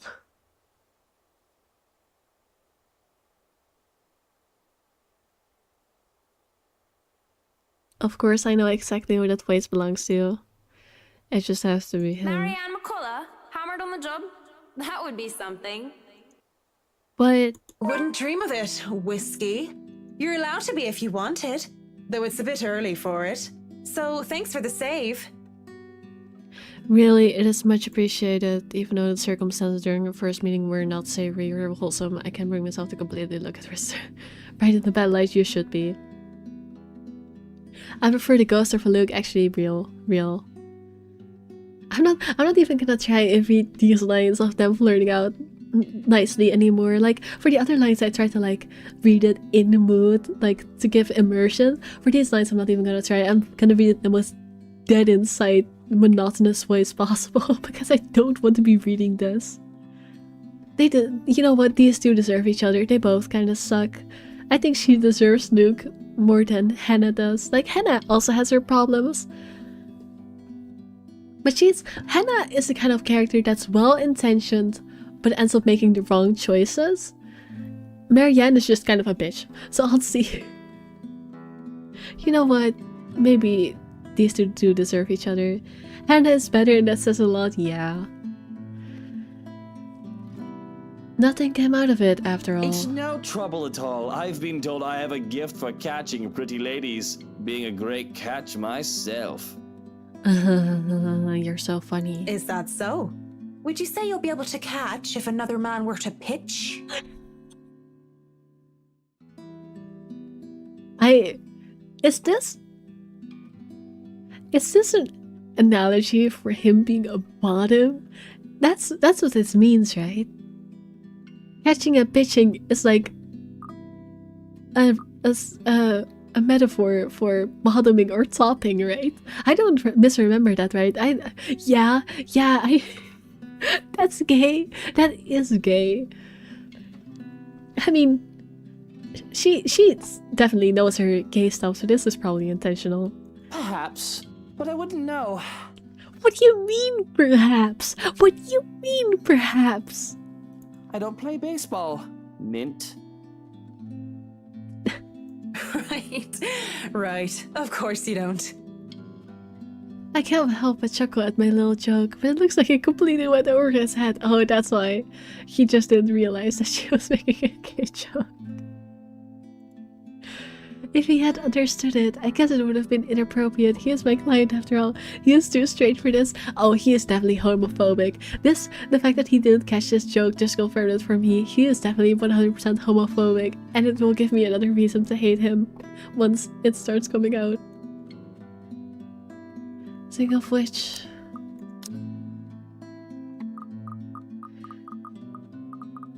he's not gonna like this option. You know what? Weirdly, I don't want to pick the wrong options. At least not this kind of wrong option, because I don't want their marriage to survive. I want their marriage to break. And Marianne's actions can probably make that happen, so I'm actually gonna pick not this option. Because fuck their marriage. Yeah, that make their relationship go up, I figured, but I don't care as much about ruining their bond as I do about just not... The divorce is more important. Straightening my jacket, I clear my throat and look him dead in the eye. He isn't Whiskey anymore, he's just another client that I have to cater to. Certainly I can reason with him, he might not be such a bad guy as he didn't push it when I told him no. that your bar is way too low, girly pop. You need to raise your bar for men. Maybe that night had been a step on his part. Have that makes make it clear that I'm here strictly on business and that nothing is to happen between us because of that night. It'll be Miss McCulloch to you from now on, though.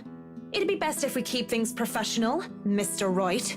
I have an image to uphold, and I presume that the same goes for you. It won't do to have any untoward rumors about the two of us about a night that didn't even happen, no? I'd like to keep calling you Mint, actually. If we're to convince everyone that nothing happened... Nothing happened. That'd be much more convincing. Fine, but I'm only here as your interior designer, nothing else. The dead air between us, because it can't be anything else but that, is broken as a lively voice called out from aloft. I hope I haven't kept you waiting too long. Oh, there's Hannah. I feel so bad for her. Somehow, I didn't feel that bad for Hannah before. I mean, I do kind of feel bad for her because Luke is a piece of shit. But she was still, you know, kind of a problem with herself as well. But this makes me feel so much worse for her. Knowing that Marianne is part of the cheating. Poor girl. Poor Hannah. She does not deserve this worse being done to her. I know we agreed we'd start at 10 o'clock, but mornings just simply do not agree with me. Not one bit. It's been like this since I've been in university. It's been 5 minutes. It's 5 minutes to 11 o'clock. The Italian clients like to be fashionably late. I'm used to it though, much like I'm used to many years of hearing people mispronounce my name. Besides, rating or correcting my client would be extremely impolite, and Marianne doesn't sound too bad when she says it. Damn. Oh girl, you're being so transparent. Yo, is this pre-nut? What? Yo, is this pre-nut man thing again? Yeah, it is, unfortunately. We're gonna be seeing him a lot because he's her client or whatever.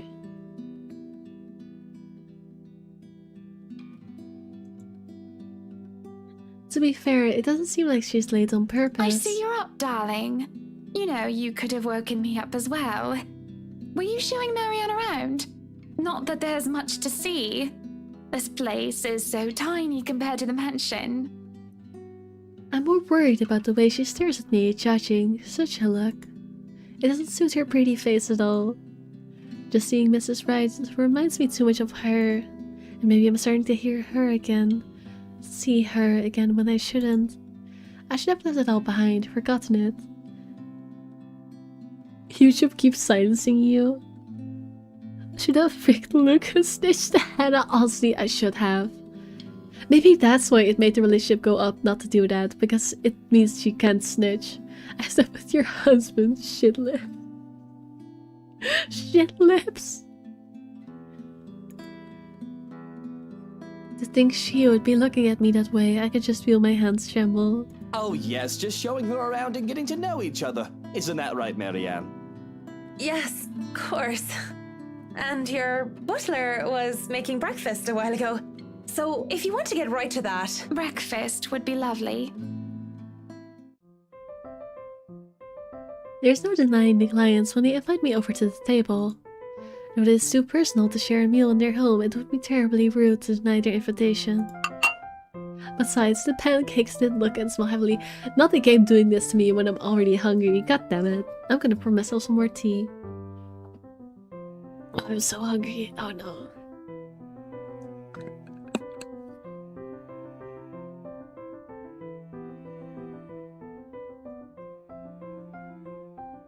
I want to end this stream soon just because I want to eat something. Sorry. A bowl of colored cream, fruits, syrups, jams, and other spreads are laid out next to them for making for a colorful arrangement. If this was a brunch just friends, I would have gladly helped myself to the whole lot. But as it is, I accepted just a few pieces of pancakes and topped it off with lemon and sugar. You know, I was a tiny bit serious when I said I wanted a helipad. And you're not serious about the greenhouse, the vineyard, and the stables? Well, I do want those too, but I know you'll agree to those. We're talking about interiors here, honey. You don't handle exterior designs and... Whatever handles those sorts of projects do you, Marianne? I'm able, actually, and willing to take a project of that nature. I was an architect in Ireland before. Of course, that's another contract entirely. I also suggest we finish the house itself before working on any additions to the rest of the property. There won't be any problems about ownership this time, will there? Pardon if I'm crossing a line, but the acquisition was rather quick. Oh, don't you worry. We've got everything sorted this time around. I've talked to Miss Cooper and Mr. John from BRC, as well as the old owners. Everything has been paid in full, and all we're waiting for is the paperwork from the land registry. They're letting us move in as soon as we please. It's not like they were living there in the first place. That's good to hear. The problems that could arise from renovating another person's home would be... well, let's not dwell on it. First off, we'll want to know how you want the place to look. It's pretty furnished as is, but I understand if you want to modernize the whole thing. Actually, I'd prefer to keep the place looking as it is, but at the same time, I want modern appliances. You worked on the Ludgate's Christchurch summer residence. I do remember there being an oven I thought was a simple drawer before. Make them look vintage, antique, blend in with the rest of the decor. Customize appliances then. I can't find someone for that, and if you can't tell me what you specifically want, it'll hasten up the process. We're talking about electronic appliance manufacturers. If you have a preferred brand to work with. Splendid! So, what is next on our agenda? All the other interior designers we've hired in the past did not have us this involved. Stop. What sort of half-baked designer did that? If I knew who they were, I would have words. This isn't the time or place for it, however. Instead, I use this brief pause to pull out the floor plans I brought with me. We'll have to figure out what you want to do with the rooms. Here, we can have a quick run through. What is that little room next to the master's bedroom? Oh, as far as I could tell when I saw it, it's a second bedroom of sorts. I'm actually gonna take a look.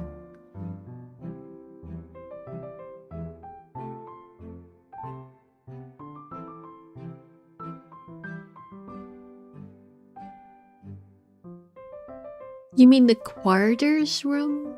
I mean, it's just, you know... I don't know. Walk-in closet, maybe? Actually, no. I don't know. Used, apparently, for the ladies-in-waiting who has served Lady Charlotte Ermengarde, which is strange, as that isn't the norm for these sorts of houses. I don't know. Well, we're not stuffing Johannes in there. He won't fit. Poor Johannes. Also, it makes me so upset the way these characters pronounce his name. Why do they call him Johannes? You don't suppose we could turn it into a walk-in closet and a dressing room? That's what I said. I love fashion, but do we really need to turn an entire room into a walk-in closet, dear? We'll have large closets and a wardrobe in the bedroom already. Says the one who takes 3/5 of our closet. Well, what do you suggest we do with it? Honestly, 3/5 is not that bad. Like, there are some girls that will straight up take like 5/6 of a man's closet. But you were saying a lesbian. But yes, I don't know. What did I say? 3/5? That's not that bad. You were complaining too much. I thought a utility room of some sort would be nice. A craft room where I can do fun things. Or maybe a children's room might be nice. You know, for when Kylie comes over. Or if Rochelle visits once she's had a baby. Oh, right. She's just saying this because she wants... Your mom? What? Why are you saying my mom? The old lady their maid? I'm confused. Anyways, she's just saying this because she herself wants a baby, but it's very bad that she's saying this in context, because you know, that baby might be her husband's. 1, you are not inviting that witch. And 2, there's a whole mansion for Kylie to play in. We don't need a children's room, and you don't even do arts and crafts. I'd like to turn the guest's room and the study into my personal office, by the way, if you don't mind. You can turn it into a personal office if I can have my utility room. It's just the one room of the many. I'm taking that room for myself, no matter what you say, dearie. So you might as well take this deal. You're always out doing business anyway. The real problem is the theatre. Whatever are we going to do with all that space? Theatre? Oh, you mean the music room? Damn. Fine, we could turn it into our own personal cinema, I suppose. Might as well have it, if you plan on not having a telly in the parlor. A telly? Oh, these Brits. The closest thing, I see. Oh, the closet thing. I guess so. Yes, well, I don't want guests to be glued to the telly when they come over for a meal and some tea.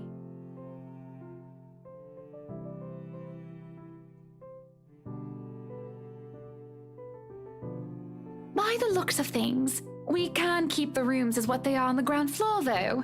The ballroom would be perfect for parties. Do we really need a dining hall, though? I don't suppose we can't convert it into a garage. A garage? Fucking... Also, converting a dining room to a garage is criminal. Just, if you want a garage, make it somewhere else on the freaking huge-ass property. Don't put it in the freaking dining hall. What for? You can park your cars outside. What about that room, right there, in the northwest corner? That's sleeping quarters for the household help?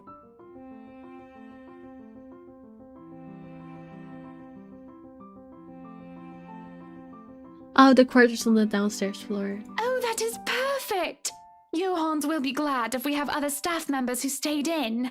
It'd be convenient so they don't have to make the trip from Luxbourne to the mansion when they're needed. You'll definitely need a lot more people to maintain a property of this size. The mansion is really a lot bigger than I thought. Look at all these rooms. I didn't even know there was a music room next to the parlor because of what happened. There was a grand piano in there too, when we checked during the tour. Did you hear that, Luke? Maybe you can take up playing the piano again. Oh, you should have seen him when we were younger, Marianne. It's not like I was very good with the thing. Don't make him blush. He doesn't deserve to blush. Oh, hush you. You were no Mozart, but I don't like loved seeing them hearing you flirt. play nonetheless. It just feels icky. He'd come over to my home and he'd play such fun tunes. He'd sing too and I'd dance and it was just... Mr. Wright playing the piano, I can't imagine it. But the earnest way in which Miss Wright says so told otherwise. Anyway, what do you think of these plans, Marianne? Are we not even going to consider one of my requests? Not even just a closet or just a garage? A garage? I hate the way he says that. Now, that isn't fair, is it? You're not the only one who's going to be living here. I hardly see how that's unfair. I told you you're getting your office and your theater, the greenhouse, the vineyard, and the stables. That sounds fair, does it not, Marianne? Fuck Luke. Fuck Luke. Bye, Luke. Miss Wright has her points, so I really don't want to put it in the span of a husband and wife. But the way the two were looking at me to settle this, I might as well just keep to the facts instead of giving opinions. Mr. Wright, your plan isn't quite feasible from an architectural perspective. I'm not even sure how much we can do without closer inspection. Well, the one about the garage, at least. A walk-in closet is easy enough, but the garage? See, a garage isn't architecturally feasible and it isn't going to be financially sound as well.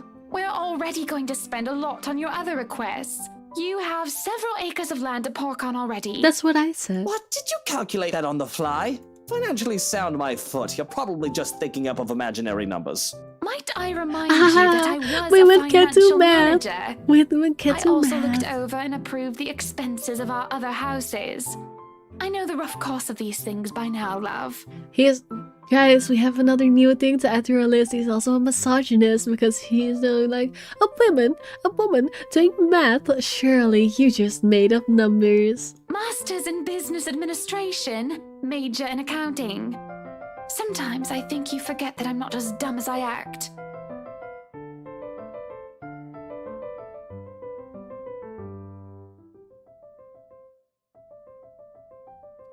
She really does act like a dumb blonde when she's not, huh?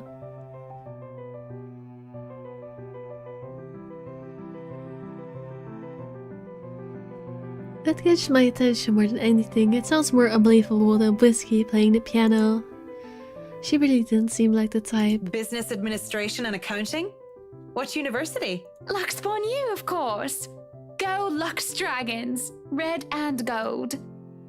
Excuse me? How about we move on this chit-chat ahead and do whatever else needs to be done sometime Hold today? down. I had to cancel my appointments for this, you know. We might as well do a proper inspection with the designer this time, just to get it out of the way. Yes, no time like the present. You want a thorough inspection? Might as well do it now. We actually took another look at the property yesterday, though it was brief. But I'm sure you would want to see it yourself, to spot anything we might have missed. It's not like I have much of a choice, do I? I don't know what the price is, but either way. 3.5 hours, I think that's good enough. Like, I could do longer. But like I said earlier, I'm hungry. The picture of food make me hungry. I will be back with this next week. We will continue it next week. I'm sorry, Mavis, if you wanted to watch more of this, but you'll have to wait until next week. I hope your fever goes away, by the way. Please take care of your health. But yeah, that's it. I finally remembered that I should be raiding on Twitch this time, because I've never raided. But now I should. I mean, there's only one viewer on Twitch. Yo, wait. Alright. There's only one Twitch viewer, but I should still raid just because I need to stop forgetting to do that. But yeah, what was I gonna say? Yeah, I don't really have much to say otherwise. Do I have anything else to say? I don't think so, right? But I just heard a car horn from the freaking game because I still have to open. Go.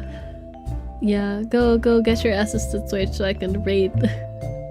I guess. No, you don't have to do that. But yeah, I don't think I have anything else to say, to be honest. Well, guess I'm just ending this. This is such an awkward ending. I don't know why. I'm like, I don't know. Don't worry about it. It's just I keep forgetting that I should be rating people on Twitch. That's all. But yeah. Comments. What should I make people comment?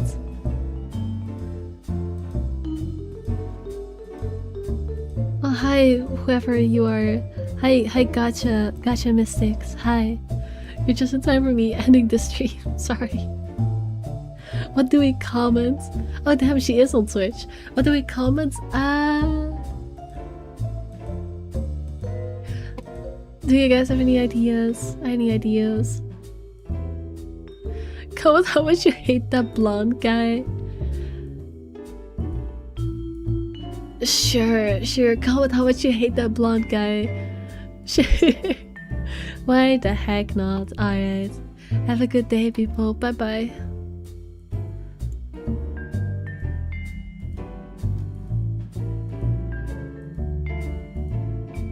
Okay, who are we rating? That's the question.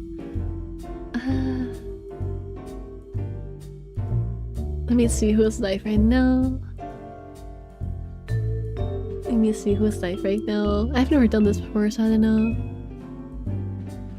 Oh no, there's no people I know live. Oh no.